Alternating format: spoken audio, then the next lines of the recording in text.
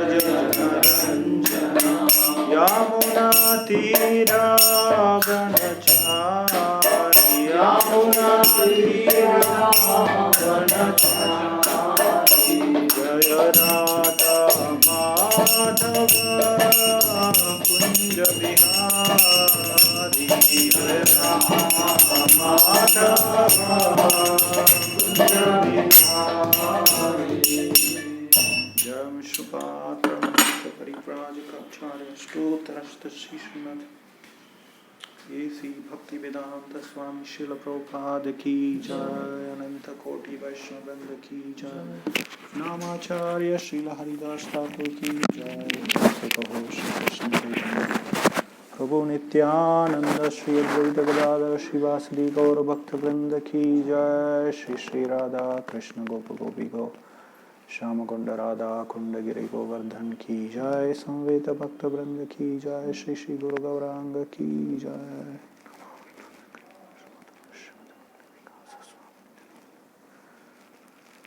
नमो ओम विष्णुपादाय कृष्ण प्रेष्ठाय भूतले श्रीमते भक्ति वेदांत स्वामी निति नामिने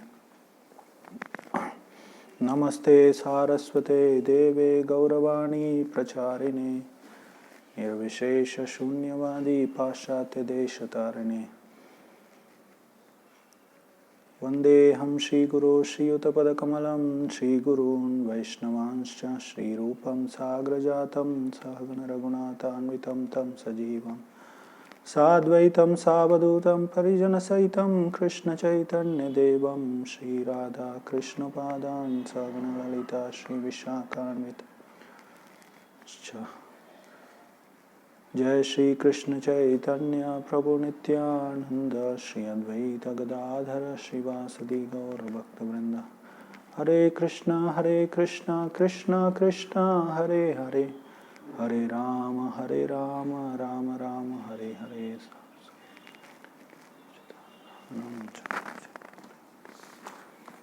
हरे कृष्ण सो ಹೋದ ವಾರ ನಾವು ಕೃಷ್ಣ ನಾಮದ ಮಹತ್ವವನ್ನು ಅಥವಾ ಪ್ರಾಮುಖ್ಯತೆಯನ್ನು ತಾತ್ವಿಕ ದೃಷ್ಟಿಕೋನದಿಂದ ತಿಳಿಯಲು ಪ್ರಯತ್ನ ಮಾಡಿದ್ದೀವಿ.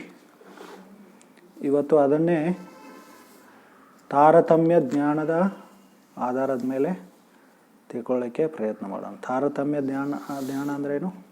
ತಾರತಮ್ಯ ಅಂದರೆ ವ್ಯತ್ಯಾಸ. ಭಗವಂತನ ಎಲ್ಲ ನಾಮಗಳು ಭಗವಂತನ ಸಮಾನ, ಅದರಲ್ಲಿ ಯಾವುದೇ ಭೇದ ಇಲ್ಲ. ಆದರೂ ತಾತ್ವಿಕವಾಗಿ ಯಾವುದೇ ಭೇದ ಇಲ್ಲ, ಆದರೆ ರಸದ ದೃಷ್ಟಿಯಿಂದ ಭಿನ್ನತೆ ನಾವು ನೋಡ್ಬೋದು. ಈಗ ತಾರತಮ್ಯ ಜ್ಞಾನ ಅದರ ಅರ್ಥ ಏನು? ವಿಷ್ಣುವಿನ ನಾಮಗಳಿದೆ, ಮತ್ತು ರಾಮನಾಮ ಇದೆ, ಮತ್ತು ಕೃಷ್ಣನಾಮ ಇದೆ. ವಿಷ್ಣು ನಾಮ ಎಲ್ಲಿದೆ? ಈಗ ಮಹಾಭಾರತದಲ್ಲಿ ವಿಷ್ಣು ಸಹಸ್ರನಾಮ ಅಂಥೇಳಿ ವಿಷ್ಣುವಿನ 1000 ನಾಮಗಳ ವರ್ಣನೆಯಾಗಿದೆ. ಆ ವಿಷ್ಣು ಸಹಸ್ರನಾಮ ಭೀಷ್ಮ ಪರ್ವದಲ್ಲಿ ಬರುತ್ತೆ. ಭೀಷ್ಮದೇವನೇ ಹೇಳಿದ್ದದು. ಭಗವದ್ಗೀತೆಯೂ ಭೀಷ್ಮ ಪರ್ವದಲ್ಲೇ ಬರುತ್ತೆ. ಸೊ ಇವೆರಡೂ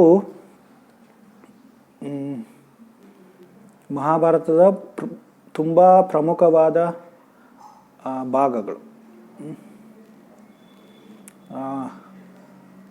ಕೂರ್ಮ ಪುರಾಣದಲ್ಲಿ ಹೇಳಿದೆ, ಭಾರತಂ ಸರ್ವಶಾಸ್ತ್ರೇಷು ಭಾರತೆ ಗೀತಿಕಾವರ ವಿಷ್ಣು ಸಹಸ್ರನಾಮಾಪಿ ಗೇಯಂ ಪಾಠ್ಯಂ ಚ ತದ್ವಯಂ. ಎಲ್ಲ ಶಾಸ್ತ್ರಗಳಲ್ಲಿ ಭಾರತಂ ಸರ್ವಶಾಸ್ತ್ರೇಷು, ಎಲ್ಲ ಶಾಸ್ತ್ರಗಳಲ್ಲಿ ಮಹಾಭಾರತ ಸರ್ವಶ್ರೇಷ್ಠವಾದದ್ದು. ಸಾಮಾನ್ಯವಾಗಿ ನಾವೇನು ಹೇಳ್ತೀವಿ ಇಸ್ಕಾನ್ನಲ್ಲಿ? ಭಾಗವತ ಸರ್ವಶ್ರೇಷ್ಠವಾದದ್ದು ಅಂತ ಹೇಳಿ. ಇದು ಕೂರ್ಮ ಪುರಾಣದಲ್ಲಿ ಹೀಗೆ ಹೇಳಿದೆ, ಭಾರತಂ ಸರ್ವಶಾಸ್ತ್ರೇಷು ಭಾರತೆ ಗೀತಿಕಾವರ ಸರ್ವಶಾಸ್ತ್ರೇಷು ಅಂತ ಹೇಳಿದೆ. ಆದರೆ ಗರುಡ ಪುರಾಣದಲ್ಲಿ ಏನು ಹೇಳಿದೆ?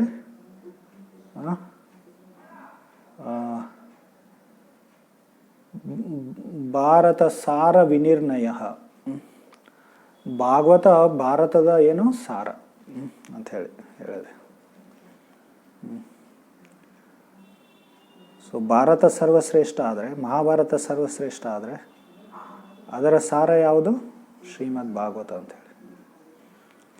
ಸೊ ಯಾಕಂದರೆ ಉದ್ದೇಶ ಕೊನೆಯದಾಗಿ ಎಲ್ಲ ವೇದಶಾಸ್ತ್ರಗಳ ಉದ್ದೇಶ ಕೃಷ್ಣನ ಸರ್ವೋತ್ತಮತೆಯನ್ನು ಸಿದ್ಧಪಡಿಸುವುದು. ವೇದೇಶ ಸರ್ವೇರ್, ಕೃಷ್ಣನೇ ಸ್ವಯಂ ಹೇಳಿದ್ದಾನೆ ಭಗವದ್ಗೀತೆಯಲ್ಲಿ, ವೇದೇಶ ಸರ್ವೇರ್ ಅಹಮೇವ ವೇದ್ಯೋ ವೇದಾಂತ ಕೃದ್ವೇದ ವಿದೇವ ಚಾಹಂ ಅಂತೇಳಿ. ಎಲ್ಲ ವೇದಗಳಿಂದ ನನ್ನನ್ನೇ ತಿಳ್ಕೋಬೇಕು, ನಾನೇ ಎಲ್ಲ ವೇದಗಳ ವಿಷಯ ಅಂತೇಳಿ. ಮತ್ತು ಗುರಿ. ಮಹಾಭಾರತದಲ್ಲಿ ನಮಗೇನು ಗೊತ್ತಾಗುತ್ತೆ? ಕೃಷ್ಣನೇ ಸರ್ವೋತ್ತಮ ಅಂಥೇಳಿ.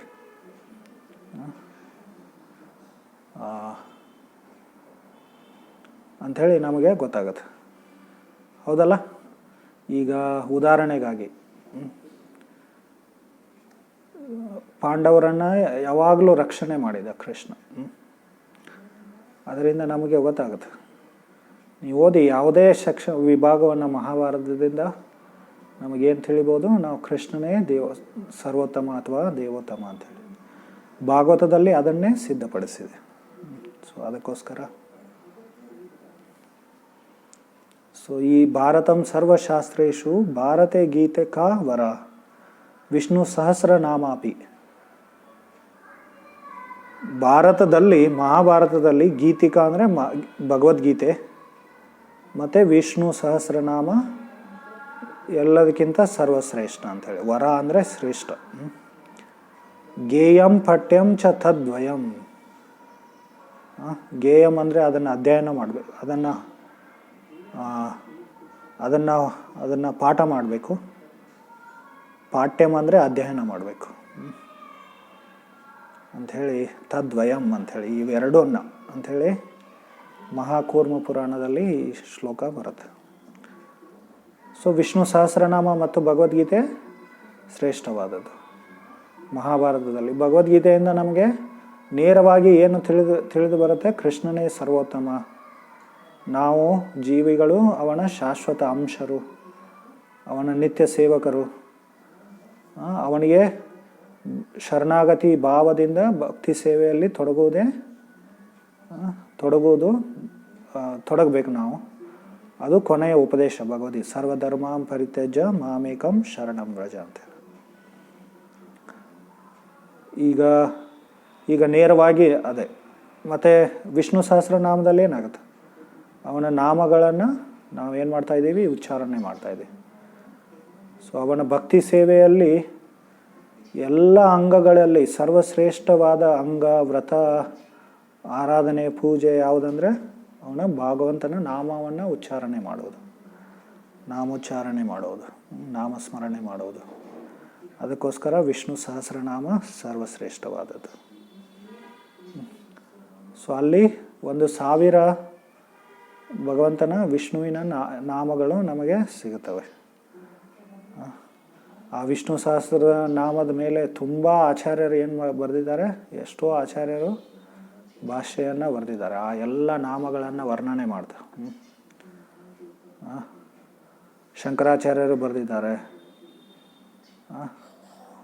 ಮತ್ತು ರಾಮಾನುಜ ಆಚಾರ್ಯರ ಶಿಷ್ಯರಾದ ಪರಾಶರ ಭಟ್ಟ ಅಂಥೇಳಿ ಅವರು ಬರೆದಿದ್ದಾರೆ. ಮತ್ತು ಅವರ ಸಂಪ್ರದಾಯದಲ್ಲಿ, ರಾಮಾನುಜ ಸಂಪ್ರದಾಯದಲ್ಲಿ ಎಷ್ಟೋ ಜನ ಬರೆದಿದ್ದಾರೆ. ನಮ್ಮ ಸಂಪ್ರದಾಯದಲ್ಲಿ, ಗೌಡಿಯ ವೈಷ್ಣವ ಸಂಪ್ರದಾಯದಲ್ಲಿ ಬಲದೇವ್ ವಿದ್ಯಾಭೂಷಣ್ ಅಂಥೇಳಿ ಒಬ್ಬರು ಆಚಾರ್ಯರು, ಅವರು ವಿಷ್ಣು ಸಹಸ್ರನಾಮದ ಮೇಲೆ ಒಂದು ಭಾಷ್ಯವನ್ನು, ನಾಮಾರ್ಥ ಸುಧಾ ಅಂಥೇಳಿ ಒಂದು ಭಾಷ್ಯವನ್ನು ಬರೆದಿದ್ದಾರೆ. ನಾಮಾರ್ಥ ಸುಧಾ, ಭಗವಂತನ ನಾಮದ ಅರ್ಥದ ಅಮೃತ. ಸುಧಾ ಅಂದರೆ ಅಮೃತ. ಸೊ ಹೀಗೆ ಅವರ ಭಗವಂತನ ನಾಮಗಳ ಮಹತ್ವವನ್ನು ಅಲ್ಲಿ ನಾವು, ಆ ಅಮೃತವನ್ನು ನಾವು ಅಲ್ಲಿ ಸವಿಬೋದು. ಹೀಗೆ ವಿಷ್ಣು ಸಹಸ್ರನಾಮ ಇದೆ. ಸೊ ವೈದಿಕ ಸಂಸ್ಕೃತಿಯಲ್ಲಿ ಪ್ರತಿಯೊಬ್ಬ ಬ್ರಾಹ್ಮಣನು ಪ್ರತಿದಿನ ವಿಷ್ಣು ಸಹಸ್ರನಾಮ ಪಾಠ ಮಾಡೋದು ಒಂದು ಅನಿವಾರ್ಯ ಕಾರ್ಯವಾಗಿತ್ತು. ಎಲ್ಲ ಬ್ರಾಹ್ಮಣರು ಅದನ್ನು ಏನು ಮಾಡ್ತಾಯಿದ್ರು? ಪಾಠ ಮಾಡ್ತಾಯಿದ್ರು ಪ್ರತಿದಿನ ವಿಷ್ಣು. ಈಗಲೂ ಒಂದಿಷ್ಟು ಜನ ಮಾಡ್ತಾರೆ. ಅದು ಅನಿವಾರ್ಯವಾಗಿತ್ತು. ಮತ್ತು ಎಲ್ರಿಗೂ ಅದು ಕಂಠಸ್ಥ ಬಂದುಬಿಡ್ತಿತ್ತು. ಪ್ರತಿದಿನ ನಿತ್ಯ ಪಾಠ ಮಾಡಿ ಮಾಡಿ ಮಾಡಿ ಎಲ್ಲರಿಗೂ ಕಂಠಸ್ಥ ಆಗ್ತಾಯಿತ್ತು. ಚೈತನ್ಯ ಮಹಾಪ್ರಭು ಶ್ರೀವಾಸ್ ಠಾಕೂರ್ ಅವರಿಗೆ ನಾವು ಅಂತೀವಲ್ಲ, ಚೈತನ್ಯ ಪ್ರಭು ನಿತ್ಯಾನಂದ ಶ್ರೀ ಅದ್ವೈತ ಗದಾಧರ ಶ್ರೀವಾಸ್ ಠಾಕೂರ್ ಅವರ ಒಬ್ಬ ಸಂಗಡಿಗರರು. ಅವರು ಅನುಯಾಯಿ, ಚೈತನ್ಯ ಮಹಾಪ್ರಭುಗಳ ಅನುಯಾಯಿ, ನಾರದ ಮಹರ್ಷಿಗಳ ಅವತಾರ ಅವರು. ಸೊ ಅವರಿಗೆ ಒಂದು ಸಲ ಚೈತನ್ಯ ಮಹಾಪ್ರಭು ಏನು ಹೇಳ್ತಾರೆ? ವಿಷ್ಣು ಸಹಸ್ರನಾಮವನ್ನು ಹೇಳುವಂತೆ. ಸೊ ಅವ್ರೇನು ಹೇಳಿದ್ರು? ವಿಷ್ಣು ಸಹಸ್ರನಾಮವನ್ನು ಹೇಳ್ತಾರೆ. ಈ ಥರ ಎಲ್ಲ ಬ್ರಾಹ್ಮಣರಿಗೂ ವಿಷ್ಣು ಸಹಸ್ರನಾಮ ಕಂಠಸ್ಥ ಆಗಿರ್ತಿತ್ತು.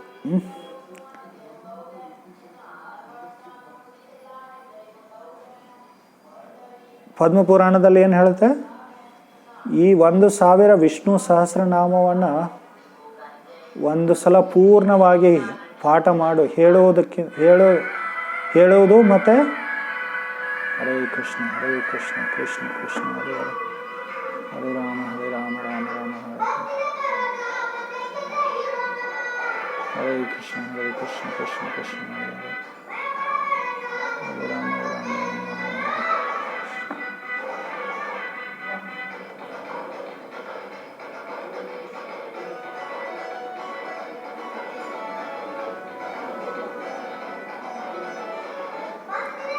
ಒಂದು ಕಡೆ ಸ್ವಚ್ಛ ಮಾಡೋದು, ಇನ್ನೊಂದು ಕಡೆ ಮಲಿನತೆ, ಸೌಂಡ್ ಪೊಲ್ಯೂಷನ್.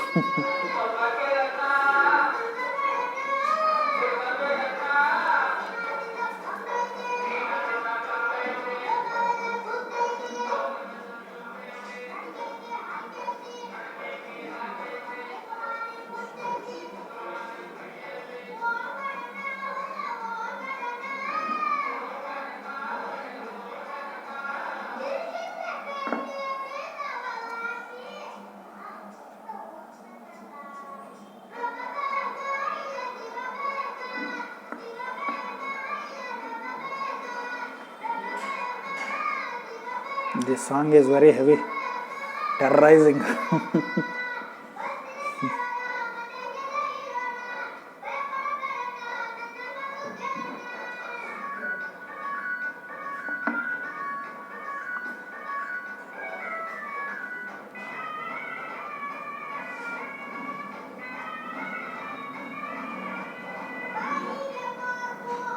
Okay.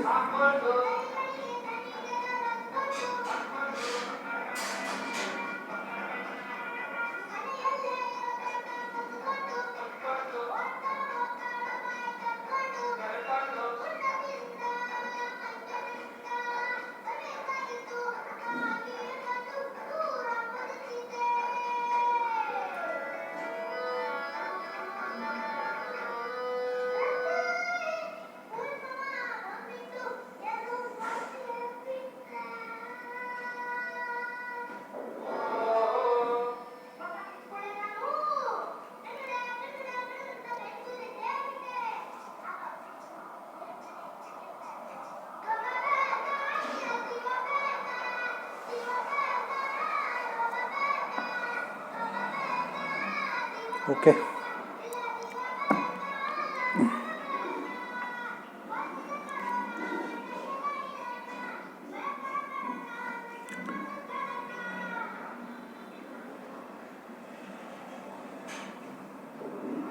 ಪದ್ಮಪುರಾಣದಲ್ಲಿ ಏನು?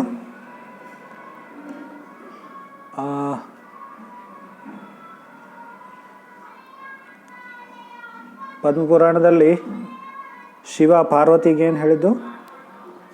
ಒಂದು ಸಾರಿ ರಾಮನಾಮವನ್ನು ಉಚ್ಚಾರಣೆ ಮಾಡಿದರೆ ಈ ಪೂರ 1000 ವಿಷ್ಣು ನಾಮಗಳನ್ನು ಉಚ್ಚಾರಣೆ ಮಾಡಿದ ಸಮಾನ ಅಂಥೇಳಿ ಶಿವಜಿ ಪಾರ್ವತಿಗೆ ಹೇಳ್ತಾನೆ. ಆ ಶ್ಲೋಕ ಇದೆ ಇಲ್ಲಿ, ನಾವು ಅದನ್ನು ಉಚ್ಚಾರಣೆ ಮಾಡೋಣ.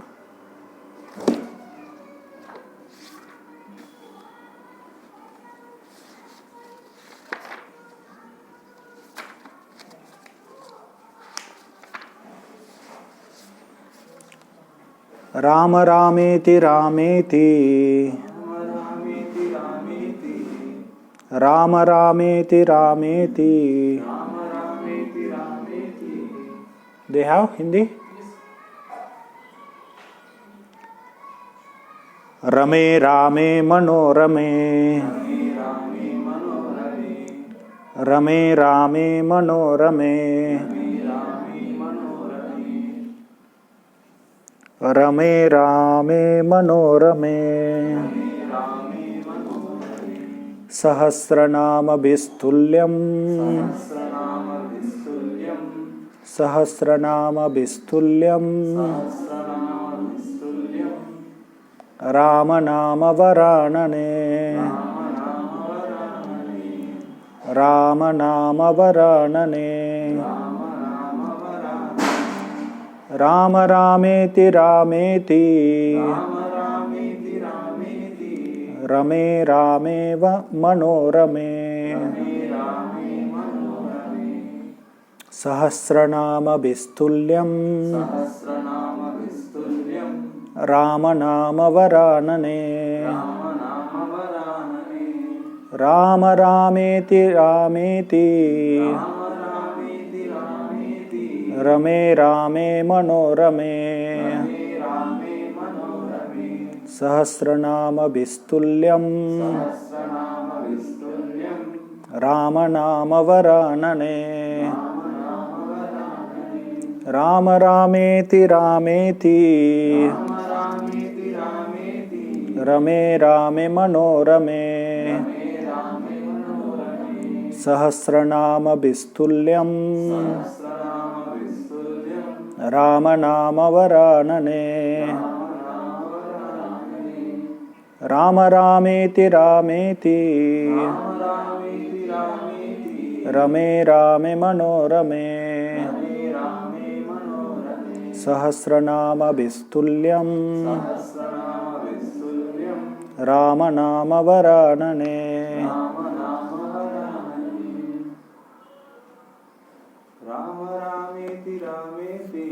ರಾಮ ರಾಮೇತಿ ರಾಮೇತಿ ರಮೇ ರಾಮೇ ಮನೋರಮೇ ಸಹಸ್ರನಾಮಭಿಸ್ತುಲ್ಯಂ ರಾಮನಾಮವರಾಣನೆ ರಾಮ ರಾಮೇತಿ ರಾಮೇತಿ ರಮೇ ರಾಮೇ ಮನೋರಮೇ ಸಹಸ್ರನಾಮಭಿಸ್ತುಲ್ಯಂ ರಾಮನಾಮವರಾಣನೆ. ಯಾರಾದರೂ ಹೇಳ್ತೀರಾ? ಹೇಳಿ. ರಾಮ ರಾಮೇತಿ ರಾಮೇತಿ ರಮೇ ರಾಮೇ ಮನೋರಮೇ ಸಹಸ್ರನಾಮಭಿಸ್ತುಲ್ಯಂ रामनामवराणने. अब बोलेंगे माता जी. राम रामेति रामेति रमे रामे मनोरमे सहस्रनामभिस्तुल्यं रामनामवराणने. ವರಾಣನೆ ವರಾಣನೆ ಅಂದರೆ ಪಾರ್ವತಿ ದೇವಿಗೆ ಸಂಬೋಧನೆ ಮಾಡ್ತಾ ಇದ್ದಾರೆ ಶಿವಜಿ. ವರಾಣನ ವರಾಣನ ಹಿಂದಿನ ಶ್ಲೋಕದಲ್ಲಿ ವರ ಶಬ್ದ ಬಂದಿತ್ತಲ್ಲ, ನಾವು ಹೇಳ್ತಾ ಇದ್ದೀವಲ್ಲ ಏನು, ಭಾರತಾಣಿ ಸರ್ವಶಾಸ್ತ್ರೇಶು ಭಾರತೆ ಗೀತಿಕಾ ವರ. ಆನನ ಅಂದರೆ ಮುಖ, ವರ ಅಂದರೆ ಸುಂದರವಾದ ಶ್ರೇಷ್ಠವಾದದ್ದು. ಪ್ರಭುಪಾದರು ಇಂಗ್ಲೀಷ್ನಲ್ಲಿ ಓ ಲವ್ಲಿ ಫೇಸ್ಡ್ ಒನ್, ಯಾಕಂದರೆ ಪಾರ್ವತಿ ತುಂಬ ಸುಂದರವಾದವಳು. ಈ ಬ್ರಹ್ಮಾಂಡದಲ್ಲಿ ಸುಂದರವಾದ ಸ್ತ್ರೀ ಲಕ್ಷ್ಮೀದೇವಿನೂ ಇದ್ದಾಳೆ. ಶಿವಜಿ ಏನು ಹೇಳ್ತಾ ಇದ್ದಾರೆ, ನಾನು ಯಾವ ನಾಮವನ್ನು ಉಚ್ಚಾರಣೆ ಮಾಡ್ತಾ ಇದ್ದೀನಿ? ರಾಮ ರಾಮ ರಾಮ ಅಂಥೇಳಿ ನಾನು ರಾಮ ರಾಮೇತಿ ರಾಮೇತಿ ಅಂತ ರಾಮನಾಮವನ್ನು ಉಚ್ಚಾರಣೆ ಮಾಡ್ತೀನಿ. ರಮೇ ರಾಮೇ ವರಾನನೆ. ಸೊ ನಾನು ಅದರಲ್ಲಿ ಆನಂದವನ್ನು ಪಡಿತಾ ಇದ್ದೇನೆ. ರಮ ರಮ ಅಂದರೆ ಆನಂದ ಪಡೆಯೋದು, ಎಂಜಾಯ್ ಅಂತೀವಲ್ಲ ಆ ಥರ. ಅದರಲ್ಲೇ ನಾನು ಆನಂದ ಪಡಿತಾ ಇದ್ದೀನಿ. ಸಹಸ್ರನಾಮ ಬಿಸ್ತುಲ್ಯಂ ರಾಮನಾಮ ವರಾನನೆ. ಇಲ್ಲಿ ಏನು ಹೇಳ್ತಾರೆ? ಒಂದು ರಾಮನಾಮವನ್ನು ಉಚ್ಚಾರಣೆ ಮಾಡಿದ್ರೆ ಸಹಸ್ರನಾಮವನ್ನು ಅಂದರೆ ವಿಷ್ಣು ಸಹಸ್ರನಾಮ ಪೂರ ಭಗವಂತ ವಿಷ್ಣುವಿನ 1000 ನಾಮಗಳನ್ನು ಉಚ್ಚಾರಣೆ ಮಾಡಿದಷ್ಟು ಸಮಾನ ಅಂಥೇಳಿ ನಾವು ಹೋದ್ವಾರ ಚರ್ಚೆ ಮಾಡ್ತಾ ಇದ್ವಿ. ದೇವಿ ದೇವತೆಗಳ ನಾಮವನ್ನು ಭಗವಂತನ ನಾಮದ ಸಮಾನ ಅಂಥೇಳಿ ಅಂದ್ಕೊಂಡ್ರೆ ಏನಾಗುತ್ತೆ? ನಾವು ಪಾಷಂಡಿಗಳಾಗ್ತೀವಿ ಅಥವಾ ನಾಸ್ತಿಕರಾಗ್ತೀವಿ. ಅದು ಒಂದು ಭಗವಂತನ ನಾಮಗಳ ಪ್ರತಿ ಅಪರಾಧ ಅದು. ಆದರೆ ಭಗವಂತ ವಿಷ್ಣುವಿನ ನಾಮಗಳಲ್ಲಿನೂ ವಿಷ್ಣು ಏನೋ ಒಂದು ಸ್ವಲ್ಪ ಭಿನ್ನತೆ ಇದೆ, ವ್ಯತ್ಯಾಸ ಇದೆ. ಅದಕ್ಕೆ ನಾನು ಹೇಳಿದೆ ತಾರತಮ್ಯ ಜ್ಞಾನ ಅಂತ ಹೇಳಿ. ಇಲ್ಲಿ ಪದ್ಮಪುರಾಣದಲ್ಲಿ ಶಿವ ಏನು ಹೇಳ್ತಾ ಇದ್ದಾನೆ? ಒಂದು ರಾಮನಾಮ ಉಚ್ಚಾರಣೆ ಮಾಡಿದರೆ 1000 ವಿಷ್ಣು ನಾಮವನ್ನು ಉಚ್ಚಾರಣೆ ಅಥವಾ ವಿಷ್ಣು ಸಹಸ್ರನಾಮವನ್ನು ಉಚ್ಚಾರಣೆ ಮಾಡಿದರೆ ಸಮಾನ ಅಂಥೇಳಿ. ಆಮೇಲೆ ಬ್ರಹ್ಮಾಂಡ ಪುರಾಣದಲ್ಲಿ ಇನ್ನೊಂದು ಶ್ಲೋಕ ಇದೆ. ಅದರ ಅನುಸಾರ ಏನು? ಒಂದು ಕೃಷ್ಣ ನಾಮವನ್ನು ಉಚ್ಚಾರಣೆ ಮಾಡಿದರೆ 3 ಬಾರಿ ರಾಮನಾಮವನ್ನು ಉಚ್ಚಾರಣೆ ಮಾಡಿದಷ್ಟು ಫಲ ಸಿಗುತ್ತೆ ಅಂತೇಳಿ. ಅದರ ಅರ್ಥ ಏನು? ನಾವು 3 ಬಾರಿ ವಿಷ್ಣು ಸಹಸ್ರನಾಮವನ್ನು ಹೇಳಿದಷ್ಟು ನಮಗೆ ಫಲ ಸಿಗುತ್ತೆ, ಲಾಭ ಸಿಗುತ್ತೆ. ಅದಕ್ಕೋಸ್ಕರ ಕೃಷ್ಣನಾಮ ಶ್ರೇಷ್ಠ. ನಾವು ಹೋದ್ವಾರ ಏನು ಚರ್ಚೆ ಮಾಡಿದ್ದೀವಿ? ತಾತ್ವಿಕವಾಗಿ ಕೃಷ್ಣನ ನಾಮ ಯಾಕೆ ಶ್ರೇಷ್ಠವಾದದ್ದು? ಕೃಷ್ಣ ಅನ್ನುವ ಹೆಸರು ಏನು? ಅದು ಪರಬ್ರಹ್ಮನನ್ನು ಭಗವಂತನನ್ನು ಪರಿಪೂರ್ಣವಾಗಿ ವರ್ಣನೆ ಮಾಡುತ್ತೆ. ಅದಕ್ಕೋಸ್ಕರ ಅದು ಶ್ರೇಷ್ಠವಾದದ್ದು ಅಂಥೇಳಿ ನಾವು ಚರ್ಚೆ ಮಾಡಿದ್ದೀವಿ. ಪರಬ್ರಹ್ಮನನ್ನು ಒಂದು ಶಬ್ದದಲ್ಲಿ ನಾವು ವರ್ಣನೆ ಮಾಡಬೇಕಂದ್ರೆ ಕೃಷ್ಣ ಅಂತ ಹೇಳಬೇಕಂಥೇಳಿ ನಾನು ಹೇಳಿದ್ದೆ. ಅದನ್ನೇ ಇಲ್ಲಿ ಇನ್ನೊಂದು ದೃಷ್ಟಿಕೋನದಿಂದ ಏನು ಹೇಳಿದೆ? 3 ಬಾರಿ ರಾಮನಾಮ ಉಚ್ಚಾರಣೆ ಮಾಡಿದ ಸಮಾನ ಅಂಥೇಳಿ, ಅಥವಾ 3 ಬಾರಿ ವಿಷ್ಣು ಸಹಸ್ರನಾಮವನ್ನು ಹೇಳಿದ ಸಮಾನ ಅಂಥೇಳಿ ಇಲ್ಲಿ ಹೇಳಲಾಗಿದೆ. ಇದನ್ನು ನಾವು ಈ ಶ್ಲೋಕವನ್ನು ನಾವು ಹೇಳಿ. ಸಹಸ್ರನಾಮ್ನಾಂ ಪುಣ್ಯಾನಂ ಸಹಸ್ರನಾಮ್ನಾಂ ಪುಣ್ಯಾನಾಂ ತ್ರಿರಾವೃತ್ಯಾತು ಯತ್ಫಲಂ ತ್ರಿರಾವೃತ್ಯಾತು ಯತ್ಫಲಂ ಏಕಾವೃತ್ಯಾತು ಕೃಷ್ಣಸ್ಯ ಏಕಾವೃತ್ಯಾತು ಕೃಷ್ಣಸ್ಯ ನಾಮೈಕಂ ತತ್ ಪ್ರಯಚ್ಛತಿ ನಾಮೈಕಂ ತತ್ ಪ್ರಯಚ್ಛತಿ ಸಹಸ್ರನಾಮ್ನಾಂ ಪುಣ್ಯಾನಾಂ ತ್ರಿರಾವೃತ್ಯಾತು ಯತ್ಫಲಂ ಏಕಾವೃತ್ಯಾತು ಕೃಷ್ಣಸ್ಯ ನಾಮೈಕಂ ತತ್ ಪ್ರಯಚ್ಛತಿ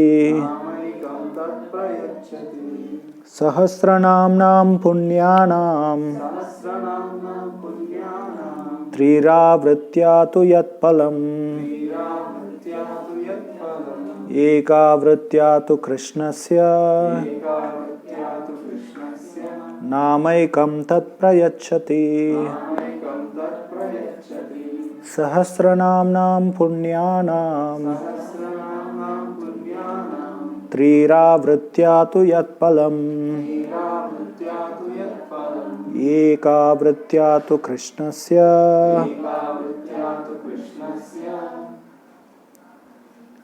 ನಾಮೈಕಂ ತತ್ಪ್ರಯಚ್ಛತಿ ಸಹಸ್ರನಾಮ್ನಾಂ ಪುಣ್ಯಾನಾಂ ತ್ರಿರಾವೃತ್ಯಾ ತು ಯತ್ಫಲಂ ಏಕಾವೃತ್ಯಾ ತು ಕೃಷ್ಣಸ್ಯ ನಾಮೈಕಂ ತತ್ಪ್ರಯಚ್ಛತಿ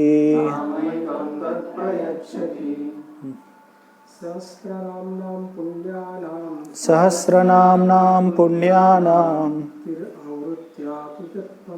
ತ್ರಿರಾವೃತ್ಯಾ ತು ಯತ್ಫಲಂ ಏಕಾವೃತ್ಯಾ ತು ಕೃಷ್ಣಸ್ಯ ಕಂ ತತ್ಪ್ರಯಚ್ಛತಿ ಸಹಸ್ರನಾಮ್ನಾಂ ಪುಣ್ಯಾನಾಂ ತ್ರಿರಾವೃತ್ಯಾ ತು ಯತ್ಫಲಂ ಏಕಾವೃತ್ಯಾ ತು ಕೃಷ್ಣಸ್ಯ ನಾಮೈಕಂ ತತ್ಪ್ರಯಚ್ಛತಿ ಸಹಸ್ರನಾಮ್ನಾಂ ಪುಣ್ಯಾನಾಂ ತ್ರಿರಾವೃತ್ಯಾ ತು ಯತ್ಫಲಂ ಏಕಾವೃತ್ಯಾ ತು ಕೃಷ್ಣಸ್ಯ ನಾಮೈಕಂ ತತ್ಪ್ರಯಚ್ಛತಿ.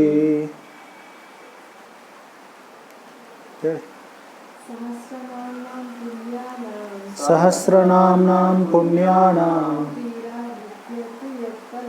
ತ್ರಿರಾವೃತ್ಯಾ ತು ಯತ್ಫಲಂ ಏಕಾವೃತ್ಯಾ ತು ಕೃಷ್ಣಸ್ಯ ನಾಮೈಕಂ ತತ್ಪ್ರಯಚ್ಛತಿ.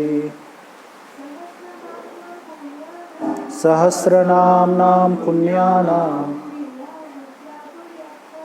ತ್ರಿರಾವೃತ್ಯಾ ತು ಯತ್ಫಲಂ ಏಕಾವೃತ್ಯಾ ತು ಕೃಷ್ಣಸ್ಯ ನಾಮೈಕಂ ತತ್ಪ್ರಯಚ್ಛತಿ.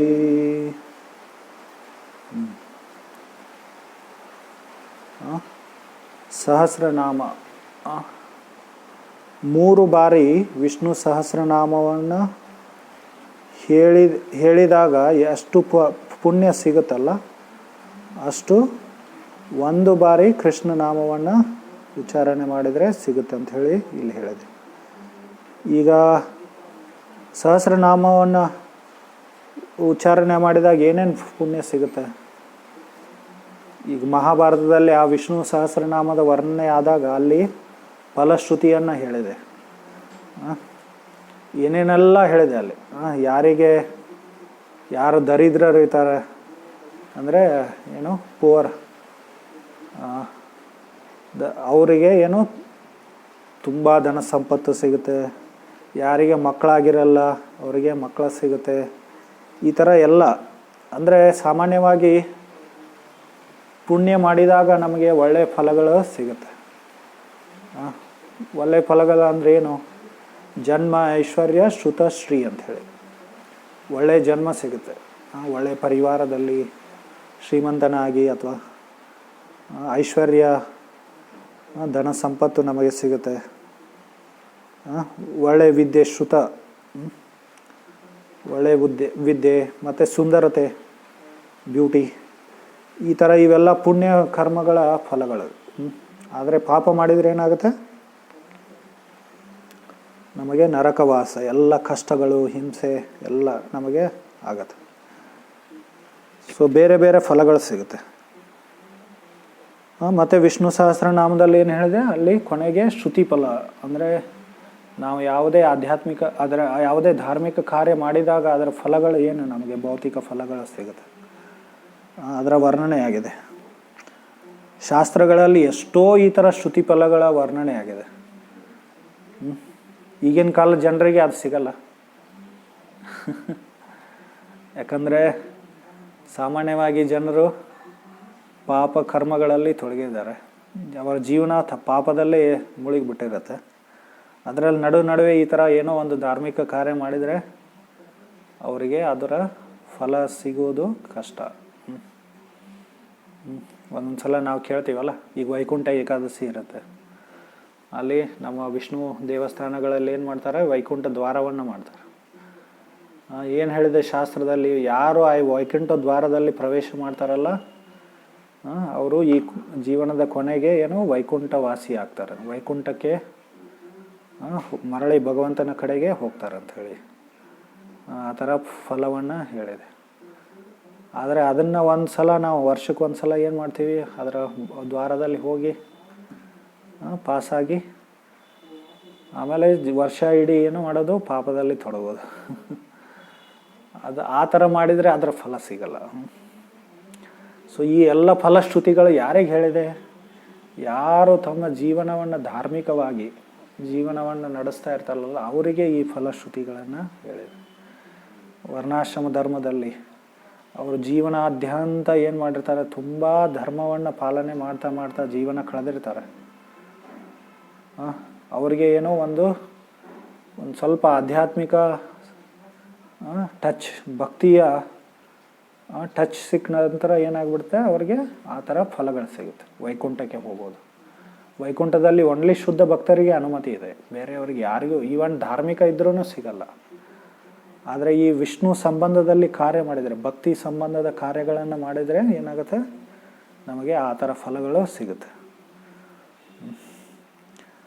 ಮತ್ತು ಈ ಪುಣ್ಯಗಳನ್ನು, ಎಲ್ಲ ಫಲಶ್ರುತಿಗಳನ್ನು ಯಾಕೆ ವರ್ಣನೆ ಮಾಡಿದ್ದಾರೆ, ಯಾರು ಭೌತಿಕವಾದಿಗಳು ತುಂಬ ಅವರನ್ನು ಈ ಭಕ್ತಿ ಕಾರ್ಯಗಳಿಗೆ ಆಕರ್ಷಣೆ ಮಾಡಲಿಕ್ಕೆ ಈ ಥರ ವರ್ಣನೆಗಳಾಗಿದೆ ಅಂಥೇಳಿ ರೂಪ ಗೋಸ್ವಾಮಿ ವರ್ಣನೆ ಮಾಡ್ತಾರೆ. ಮತ್ತು ಈ ಎಲ್ಲ ಭಕ್ತಿ ಕಾರ್ಯಗಳನ್ನು ಮಾಡೋದರಿಂದ ವೈಕುಂಠ ದ್ವಾರದಲ್ಲಿ ಪ್ರವೇಶ ಮಾಡೋದು ಅಥವಾ ವಿಷ್ಣು ಸಹಸ್ರನಾಮವನ್ನು ಉಚ್ಚಾರಣೆ ಮಾಡೋದ್ರ ಉದ್ದೇಶ ಏನು, ನಾವು ಭಗವದ್ಭಕ್ತಿಯನ್ನು, ಭಗವಂತನ ಚರಣಗಳನ್ನು ಪಡೆಯೋದು, ಭಗವಂತನ ಪಾದಗಳನ್ನು ಪಡೆಯೋದು ಅದರ ಉದ್ದೇಶ, ಮೂಲ ಉದ್ದೇಶ. ಈ ಎಲ್ಲ ಭೌತಿಕ ಫಲಗಳನ್ನು ಪಡೆಯೋದು ಉದ್ದೇಶ ಅಲ್ಲ, ಅದು ಶುದ್ಧ ಭಕ್ತಿ ಅಲ್ಲ. ಶುದ್ಧ ಭಕ್ತಿ ಅಂದರೆ ಏನಾಗಿರಬೇಕು, ಅನ್ಯಾಭಿಲಾಷಿತ ಶೂನ್ಯಂ, ಯಾವುದೇ ಅನ್ಯ ಅಭಿಲಾಷೆ ಇರಬಾರ್ದು. ಸೊ ಆದರೂ ಯಾರು ಧಾರ್ಮಿಕ ಇರ್ತಾರಲ್ಲ ಅವರಿಗೆ ಇವೆಲ್ಲ ಫಲಗಳು ಸಿಗುತ್ತೆ. ಆದರೆ ಇದು ಸೈಡ್ ಪ್ರಾಡಕ್ಟ್. ಭಗವಂತನ ನಾಮ ಉಚ್ಚಾರಣೆ ಮಾಡೋದೇನು, ಎಲ್ಲ ಭಕ್ತಿ ಅಂಗಗಳಲ್ಲಿ ಸರ್ವೋಚ್ಚ ಅಂಗ ಅದು. ಅದನ್ನು ಮಾಡೋದ್ರಿಂದ ನಮಗೆ ಬರೀ ಭೌತಿಕ ಫಲಗಳು ಸಿಗೋದೇನು, ಅದು ಒಂದು ಸೈಡ್ ಪ್ರಾಡಕ್ಟ್ ಅದು. ನೀವು ಅಡಿಗೆ ಮಾಡ್ತೀರಲ್ಲ, ಅಡಿಗೆ ಮಾಡಲಿಕ್ಕೇನು ನಾವು ಬೆಂಕಿ ಹಚ್ತೀವಿ. ಆ ಬೆಂಕಿಯಿಂದ ಏನು ಮತ್ತೆ ಏನೇನೆಲ್ಲ ಆಗುತ್ತಲ್ಲ, ನಮಗೆ ಉಷ್ಣತೆ ಸಿಗುತ್ತೆ, ಬೆಳಕು ಸಿಗುತ್ತೆ. ಅದರ ಮೇನ್ ಉದ್ದೇಶ ಏನು, ಆಹಾರವನ್ನು ಏನು ಮಾಡೋದು, ತಯಾರಿಸುವುದು. ಅದೇ ಥರ ಭಕ್ತಿ ಕಾರ್ಯಗಳ ಮೇನ್ ಉದ್ದೇಶ ಏನು, ಭಗವಂತನ ಪ್ರೀತಿಯನ್ನು ಪಡೆಯೋದು, ಭಗವತ್ ಪ್ರೇಮವನ್ನು ಪಡೆಯೋದು. ಆದರೆ ಅದರ ಜೊತೆ ಎಲ್ಲ ಕರ್ಮಗಳ ನಾಶ ಆಗತ್ತೆ, ನಮ್ಮ ಎಲ್ಲ ಪಾಪ ಕರ್ಮಗಳ ನಾಶ ಆಗತ್ತೆ, ನಮಗೆ ಭೌತಿಕ ಫಲಗಳು ಸಿಗ್ಬೋದು. ಆದರೆ ಅವೆಲ್ಲ ಸೈಡ್ ಪ್ರಾಡಕ್ಟ್ ಅವು.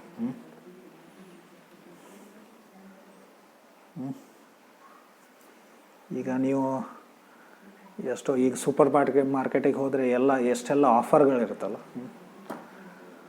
ಏನೋ ಒಂದು ಖರೀದಿ ಮಾಡ್ತೀರಿ, ಅದರ ಜೊತೆ ನಿಮಗೆ ಬೇರೆ ಏನೋ ಸಿಕ್ಬಿಡುತ್ತೆ. ಅದೇ ಥರ ಇವೆಲ್ಲ ಆಫರ್ಸ್ ಇವು.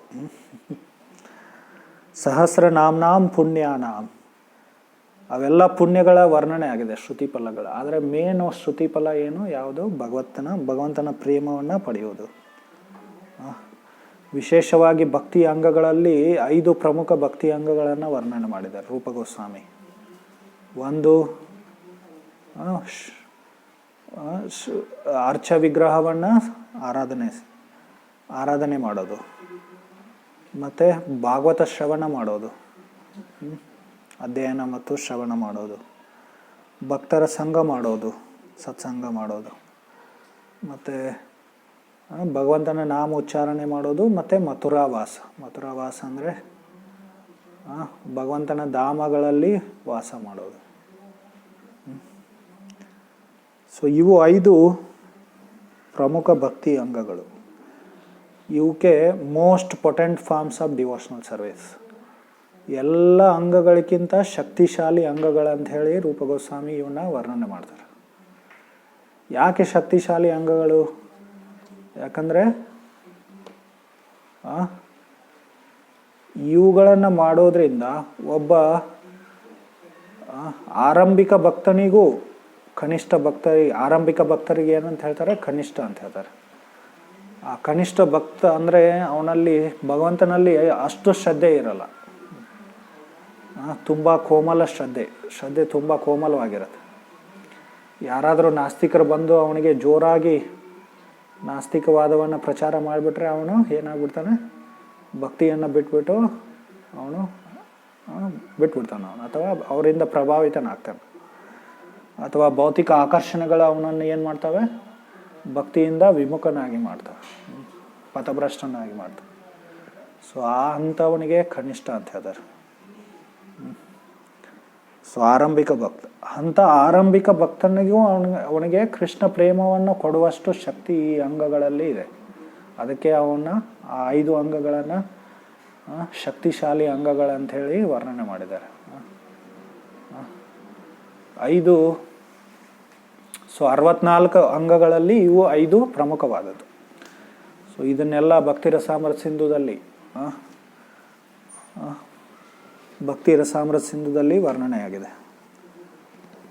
ಮತ್ತೆ ಅದರಲ್ಲಿ ಚೈತನ್ಯ ಮಹಾಪ್ರಭು ಏನು ಹೇಳ್ತಾರೆ? 5 ಅಂಗಗಳಲ್ಲಿ ಭಗವಂತನ ನಾಮವನ್ನು ಉಚ್ಚಾರಣೆ ಮಾಡೋದು ಸರ್ವಶ್ರೇಷ್ಠ ಅಂಥೇಳಿ. ವಿಶೇಷವಾಗಿ ಈ ಕಲಿಯುಗದಲ್ಲಿ ಈ ಭಗವಂತನ ನಾಮ ಉಚ್ಚಾರಣೆ ಮಾಡೋದು ಇನ್ನೂ ಸರ್ವಶ್ರೇಷ್ಠ ಅಂಥೇಳಿ ಚೈತನ್ಯ ಮಹಾಪ್ರಭು ವರ್ಣನೆ ಮಾಡ್ತಾರೆ. ಸೊ ಕೃಷ್ಣನಿಗೆ ಕೃಷ್ಣ ಪ್ರೇಮವನ್ನು, ಭಗವತ್ ಪ್ರೇಮವನ್ನು ಕೊಡುವಷ್ಟು ಶಕ್ತಿಯುಳ್ಳ ಭಗವಂತನ ನಾಮಗಳಲ್ಲಿ ಈ ಪುಣ್ಯ ಪಡೆಯುವುದೇನು, ಭೌತಿಕ ಪುಣ್ಯ ಫಲಗಳನ್ನು ಪಡೆಯುವುದೇನು, ಅದು ಬರೀ ಒಂದು ಸೈಡ್ ಪ್ರಾಡಕ್ಟ್ಸ್ ಅವು. ಪಾಪ ಮತ್ತು ಪುಣ್ಯನೂ ಭೌತಿಕ ಕಾರ್ಯನೇ. ಅದರಲ್ಲೇನು ಆಧ್ಯಾತ್ಮಿಕತೆ ಅನ್ನೋದಿಲ್ಲ.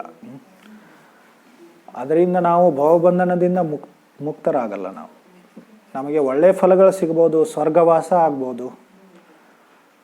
ಸ್ವರ್ಗ ಅಂದರೆ ಅದು ಏನು? ಈ ಬ್ರಹ್ಮಾಂಡದಲ್ಲೇ ಇದೆ. ಅದು ಭೌತಿಕ ಬ್ರಹ್ಮಾಂಡದಲ್ಲೇ ಇದೆ. ಭೌತಿಕ ಜಗತ್ತಿನಲ್ಲಿ ಎಷ್ಟೋ ಬ್ರಹ್ಮಾಂಡಗಳಿದೆ. ಸೊ ನಮಗಿಂತ ಮೇಲಿನ ಲೋಕ ಏನು? ಸ್ವರ್ಗಲೋಕ. ಸ್ವರ್ಗದಲ್ಲಿ ಏನಿದೆ? ತುಂಬ ಭೌತಿಕ ಸೌಲಭ್ಯಗಳು, ಸೌಕರ್ಯಗಳು ಇರುತ್ತೆ. ಜೀವನಾವಧಿ ತುಂಬ ದೊಡ್ಡದಿರುತ್ತೆ. ನಾವು ಭೌತಿಕ ಭೋಗ ವಿಲಾಸದಲ್ಲಿ ತೊಡಗ್ಬೋದು. ಇದು ಭೌತಿಕ ಪುಣ್ಯ ಕರ್ಮಗಳ ಫಲ ಅದು. ಆದರೆ ಭಕ್ತಿ ಕಾರ್ಯಗಳು ಅಲೌಕಿಕವಾದದ್ದು, ದಿವ್ಯ, ಆಧ್ಯಾತ್ಮಿಕ. ಅವುಗಳನ್ನು ಮಾಡೋದ್ರಿಂದ ನಾವು ಈ ಭಾವಬಂಧನದಿಂದ ಮುಕ್ತರಾಗಿ ನಾವು ಭಗವಂತನ ಚರಣ ಪಾದಗಳನ್ನು ಪಡಿತೀವಿ. ಭಗವಂತನ ಲೀಲೆಗಳಲ್ಲಿ ನಾವು ಪ್ರವೇಶ ಮಾಡ್ಬೋದು. ಈ ಎಲ್ಲ ಪುಣ್ಯ ಕರ್ಮಗಳು ಏನು? ಅವು ಭೌತಿಕ. ಅವು ನಮ್ಮನ್ನು ಈ ಭೌತಿಕ ಜಗತ್ತಿಗೆ ಬಂಧಿತರಾಗಿ ಮಾಡ್ತವೆ. ಸೊ ಬದ್ಧರನ್ನಾಗಿ ಮಾಡ್ತವೆ. ನಾವು ಮತ್ತೆ ಆ ಫಲಗಳನ್ನು ಅನುಭವಿಸಲು ಮತ್ತೆ ಈ ಜಗತ್ತಿಗೆ ಬರಬೇಕಾಗತ್ತೆ. ಪಾಪ ಆಗಲಿ ಪುಣ್ಯ ಆಗಲಿ ಎರಡೂ ಬಂಧನಕ್ಕೆ ಕಾರಣ. ಸೊ ಅದಕ್ಕೋಸ್ಕರ ಭಗವದ್ಗೀತೆಯಲ್ಲಿ ಆರಂಭದಿಂದನೇ ಉಭಯ ಸುಕೃತ ದುಷ್ಕೃತವು, ಎರಡು ಸುಕೃತ ಮತ್ತು ದುಷ್ಕೃತ, ಪಾಪ ಮತ್ತು ಪುಣ್ಯಗಳನ್ನು ಬಿಟ್ಬಿಡು ಅಂತ ಹೇಳ್ತಾರೆ. ಆಧ್ಯಾತ್ಮಿಕ ಕಾರ್ಯಗಳಲ್ಲಿ ತೊಡಗು ಅಂತೇಳಿ. ಯೋಗ, ಭಕ್ತಿ ಇವೆಲ್ಲ ಆಧ್ಯಾತ್ಮಿಕ ಕಾರ್ಯಗಳು. ಅಕರ್ಮ ಅಂಥೇಳಿ ಬೇರೆ ಬೇರೆ ಶಬ್ದಗಳನ್ನು ಭಗವಂತ ವರ್ಣನೆ ಉಪಯೋಗ ಮಾಡ್ತಾನೆ ಭಗವದ್ಗೀತೆಯಲ್ಲಿ. ಸೊ ಸಹಸ್ರನಾಮ್ನಾಂ ಪುಣ್ಯಾನಾಂ ತ್ರೀರಾವೃತ್ಯ ತು ಯತ್ಫಲಂ. ನಾವು 3 ಬಾರಿ ವಿಷ್ಣು ಸಹಸ್ರನಾಮವನ್ನು ಉಚ್ಚಾರಣೆ ಮಾಡೋದ್ರಿಂದ ಯಾವ ಫಲ ಸಿಗುತ್ತಲ್ಲ ಆ ಫಲ 1 ಬಾರಿ ಕೃಷ್ಣ ನಾಮವನ್ನು ಉಚ್ಚಾರಣೆ ಮಾಡೋದ್ರಿಂದ ಸಿಗುತ್ತೆ. ಏಕಾವೃತ್ಯ ತು ಕೃಷ್ಣಸ್ಯ ನಾಮೈಕಂ ತತ್ ಪ್ರಯಚ್ಛತಿ ಅಂಥೇಳಿ. ಸೊ ಇದು ಬ್ರಹ್ಮಾಂಡ ಪುರಾಣದಲ್ಲಿ ಹೇಳಿದೆ. ಈ ಶ್ಲೋಕವನ್ನು ರೂಪಗೋಸ್ವಾಮಿ ತಮ್ಮ ಲಘು ಭಾಗವತಾಮೃತದಲ್ಲಿ ಉಲ್ಲೇಖ ಮಾಡಿದ್ದಾರೆ. ಮತ್ತು ಚೈತನ್ಯ ಚರಿತಾಮೃತದಲ್ಲೂ ಇದು ಉಲ್ಲೇಖ ಆಗುತ್ತೆ. ಚೈತನ್ಯ ಮಹಾಪ್ರಭು ಒಂದ್ಸಲ ಅಂದರೆ ದಕ್ಷಿಣ ಭಾರತ ಯಾತ್ರೆಗೆ ಬಂದಾಗ ಅವರು ಸನ್ಯಾಸಾಶ್ರಮವನ್ನು ಸ್ವೀಕಾರ ಮಾಡಿದಾಗ ಏನು ಮಾಡ್ತಾರೆ, ದಕ್ಷಿಣ ಭಾರತದ ಯಾತ್ರೆ ಅಂದರೆ ಪೂರ ಭಾರತದಲ್ಲಿ ಪ್ರವಾಸ ಮಾಡಿ ಅವರು ಪ್ರಚಾರ ಮಾಡಿದರು. ಮೊದಲು ದಕ್ಷಿಣ ಭಾರತಕ್ಕೆ ಬರ್ತಾರೆ ಅವರು. ಮತ್ತು ಸನ್ಯಾಸಿ ಕಾರ್ಯ ಏನು, ಪ್ರತಿ ತೀರ್ಥ ಸ್ಥಾನಕ್ಕೆ ಏನು ಮಾಡೋದು, ಭೇಟಿ ಕೊಡೋದು. ಬೇರೆ ಬೇರೆ ತೀರ್ಥ ಸ್ಥಾನಕ್ಕೆ ಸನ್ಯಾಸಿಗಳು ಪದಯಾತ್ರೆಯ ಮಾಡ್ತಿದ್ರು ಮೊದಲಿನ ಕಾಲದಲ್ಲಿ. ಈಗಿನ ಸನ್ಯಾಸಿಗಳು ಎಲ್ಲ ಟ್ರೈನಲ್ಲೂ ಈಗ ಫ್ಲೈಟು ಬಂದಿದೆ, ಓಡಾಡಬೇಕಾಗತ್ತೆ. ನಡ್ಕೊಂಡು ಈ ಥರ ಅವ್ರಿಗೆ ದಾರಿಯಲ್ಲಿ ಸಿಕ್ಕವರಿಗೆಲ್ಲ, ಅಥವಾ ದಾರಿಯಲ್ಲಿ ಯಾವುದಾದರೂ ನಗರ ಗ್ರಾಮಗಳು, ಅಲ್ಲಿ ಎಲ್ಲರಿಗೂ ಅವರು ಭಗವತ್ ಸಂದೇಶವನ್ನು ಪ್ರಚಾರ ಮಾಡ್ತಾಯಿದ್ರು. ಸೊ ಚೈತನ್ಯ ಮಹಾಪ್ರಭುನು ಏನು ಮಾಡಿದರು, ದಕ್ಷಿಣ ಭಾರತದ ಯಾತ್ರಕ್ಕೆ ಬಂದರು. ಅವರು ಸನ್ಯಾಸ ತಗೊಂಡು ನಂತರ ಇಮಿಡಿಯೇಟ್ ಆಗಿ ಮೊದಲನೇ ಕೆಲಸ ಏನು ಮಾಡಿದರು, ಜಗನ್ನಾಥ್ಪುರಿಗೆ ಬಂದರು. ಜಗನ್ನಾಥ್ಪುರಿಗೆ ಬಂದು ಅಲ್ಲಿಂದ ದಕ್ಷಿಣ ಭಾರತಕ್ಕೆ ಬಂದರು.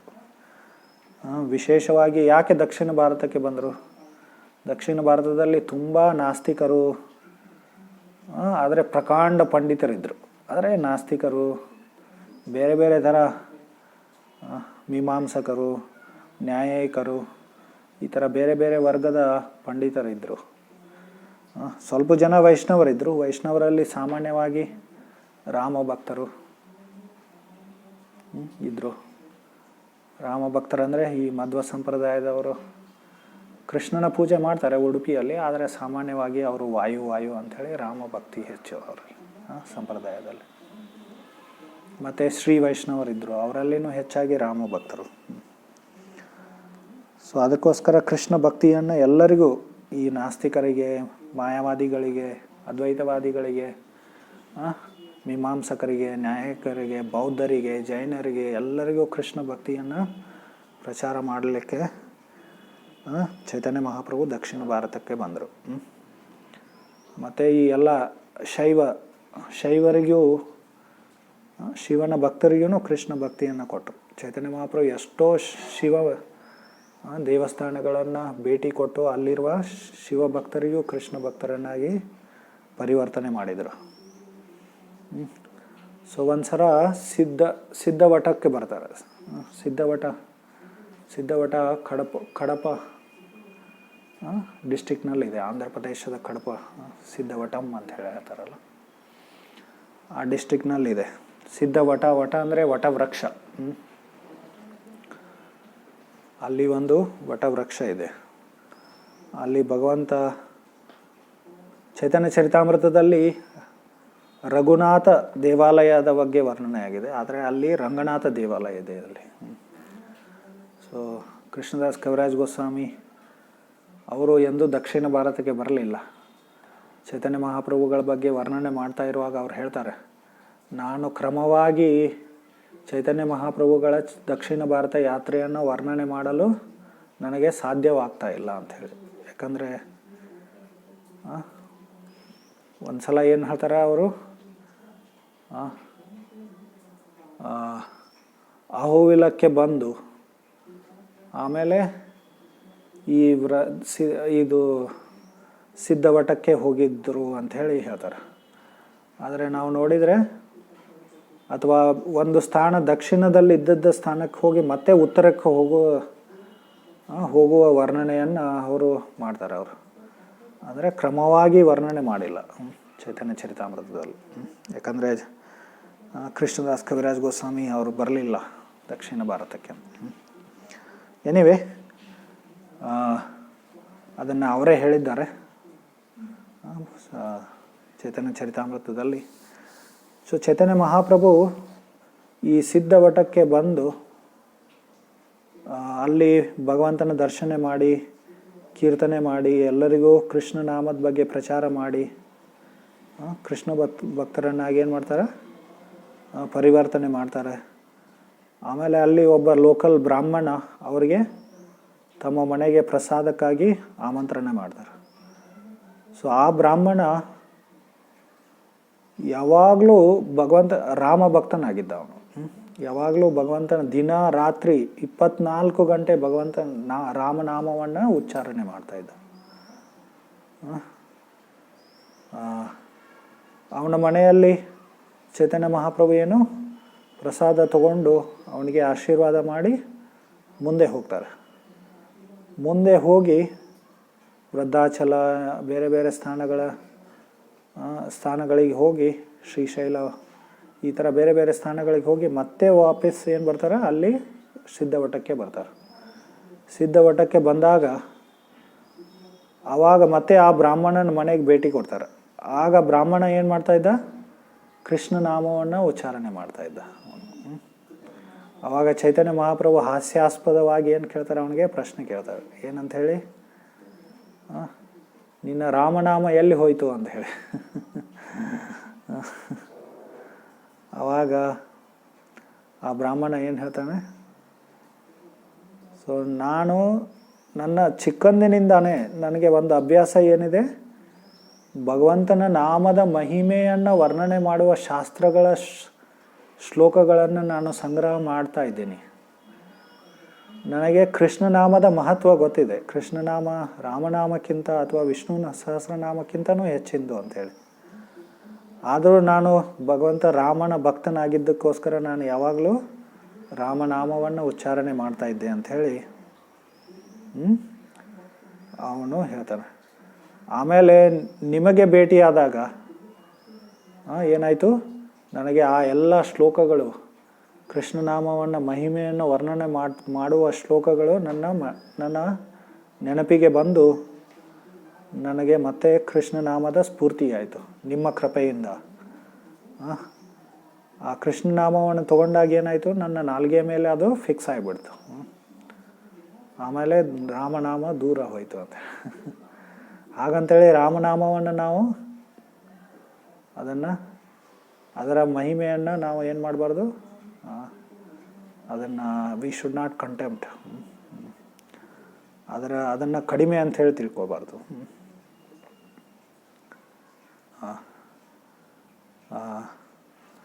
ಹಾಗೆ ಆ ಬ್ರಾಹ್ಮಣ ಏನು ಮಾಡಿದ, ಆಮೇಲೆ ಕೃಷ್ಣ ನಾಮವನ್ನು ಯಾವಾಗಲೂ ನಿರಂತರ ಜಪ ಮಾಡಿದ ಅವನು.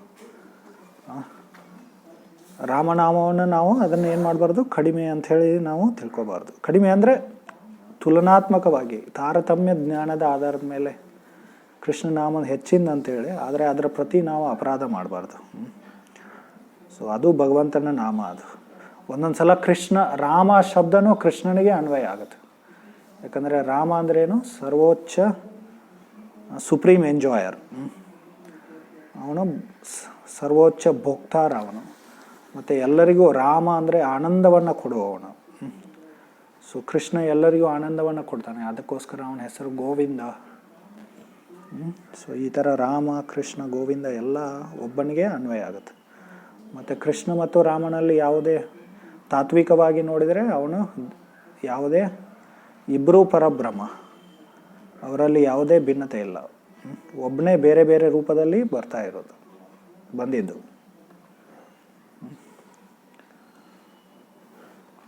ಸೊ ಇದನ್ನು ನಾವು ಚೈತನ್ಯ ಚರಿತಾಮೃತದಿಂದ ನಾನು ಓದ್ತೀನಿ ಸ್ವಲ್ಪ.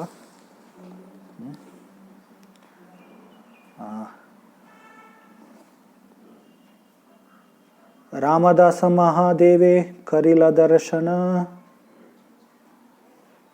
ಅಹೋವಲ ನರಸಿಂಹೇರ ಕರಿಲ ಗಮನ. ಚೈತನ್ಯ ಮಹಾಪ್ರಭು ಶ್ರೀಶೈಲಕ್ಕೆ ಬಂದರು. ಶ್ರೀಶೈಲಕ್ಕೆ ಬಂದು ಎಲ್ಲಿಗೆ ಹೋದರು, ಅಹೋವಿಲ ನರಸಿಂಹಕ್ಕೆ ಹೋದರು. ಯಾಕೆ ಶಿವ ಕ್ಷೇತ್ರಗಳನ್ನು ಇದನ್ನು ಮಾಡ್ತಾ ಇದ್ದಾರೆ, ಭೇಟಿ ಕೊಡ್ತಾ ಇದ್ದಾರೆ ಚೈತನ್ಯ ಮಹಾಪ್ರಭು? ನಾನು ಹೇಳಿದ್ನಲ್ಲ, ಅಲ್ಲಿರುವ ಎಲ್ಲ ಶೈವರನ್ನು, ಶಿವಭಕ್ತರನ್ನು ಅವರು ಕೃಷ್ಣ ಭಕ್ತರನ್ನಾಗಿ ಪರಿವರ್ತನೆ ಮಾಡಿದರು. ಎಲ್ಲರಿಗೂ ಪ್ರಚಾರ ಮಾಡಲಿಕ್ಕೆ ಚೈತನ್ಯ ಮಹಾಪ್ರಭು. ರಾಮದಾಸ ಮಹಾದೇವೆ ಕರಿಲಿ ದರ್ಶನ, ಅಹೋವಿಲ ನರಸಿಂಹರ ಕರಿಲ ಗಮನ. ಸೊ ಶ್ರೀಶೈಲದಿಂದ ಎಲ್ಲಿಗೆ ಹೋಗ್ತಾರೆ ಚೈತನ್ಯ ಮಹಾಪ್ರಭು? ಅಹೋವಿಲಕ್ಕೆ ಹೋಗ್ತಾರೆ. ಅಹೋವಿಲ ಎಲ್ಲಿದೆ? ಅದು ಕಡಪ ಡಿಸ್ಟಿಕ್ನ. ಸೊ ಅಲ್ಲಿ ನವನರಸಿಂಹ ಕ್ಷೇತ್ರ ಅಂತ ಹೇಳಿ, ಅದು ಅಲ್ಲೇ ನರಸಿಂಹ ದೇವರು ಪ್ರತ್ಯಕ್ಷ ಆದದ್ದು ಅಲ್ಲೇ. ಕರ್ನೂಲ್ ಡಿಸ್ಟಿಕ್. ಸೊ ಒಂದು 5-6 ವರ್ಷ ಹಿಂದೆ ನಾವು ಅಲ್ಲಿ ಹೋಗಿದ್ವಿ. ಅಲ್ಲಿ 9 ನವನರಸಿಂಹ ಕ್ಷೇತ್ರಗಳಿದೆ. ಬೇರೆ ಬೇರೆ ಒಂದೊಂದು ತುಂಬ ಕಾಡಿನಲ್ಲಿದೆ, ಮತ್ತು ಒಂದೊಂದು ತುಂಬ ದೊಡ್ಡ ದೊಡ್ಡ ಪರ್ವತಗಳ ಮೇಲೆ ಇದೆ 9 ನರಸಿಂಹಗಳು. ನಾವು 8 ನರಸಿಂಹವನ್ನು ದರ್ಶನ ಮಾಡಿದ್ವಿ, 9ನೇದು ಮಾಡಲಿಲ್ಲ. ಅಲ್ಲೇ ಹಿರಣ್ಯಕಶಿಪುವನ್ನು ಕೊಂದದ್ದು ಅಲ್ಲೇ ನರಸಿಂಹದೇವರು. ಅಲ್ಲಿ ಉಗ್ರ ಸ್ತಂಭ ಅಂಥೇಳಿ, ಆ ಸ್ತಂಭದಿಂದ ನರಸಿಂಹ ಪ್ರತ್ಯಕ್ಷ ಆಗಿದ್ದಲ್ಲ, ಆ ಉಗ್ರ ಸ್ತಂಭ ಆ ಸ್ಥಾನನೂ ಅಲ್ಲಿದೆ. ಈಗ ಅಲ್ಲಿ ಒಂದು ಉಗ್ರ ನರಸಿಂಹ ದೇವಸ್ಥಾನ ಇದೆ. ನರಸಿಂಹ ದೇಕಿಯ ತಾಂಡ್ರೆ ಖೈಲೆ ನತಿ ಸ್ತುತಿ ಸಿದ್ಧವಟ ಗೇಲ ಯಹ ಮೂರ್ತಿ ಸೀತಾಪತಿ. ಸೊ ನರಸಿಂಹ ದರ್ಶನವನ್ನು ಮಾಡಿ ಅಲ್ಲಿ ಭಗವಂತನನ್ನು ಸ್ತುತಿ ಮಾಡಿ ನರ್ತನೆ ಮಾಡಿ ಭಗವಂತನ ಪ್ರಸನ್ನತೆಗಾಗಿ ಮುಂದೆ ಎಲ್ಲಿ ಹೋಗ್ತಾರೆ? ಸಿದ್ಧವಟ ಸ್ಥಾನಕ್ಕೆ ಹೋಗ್ತಾರೆ.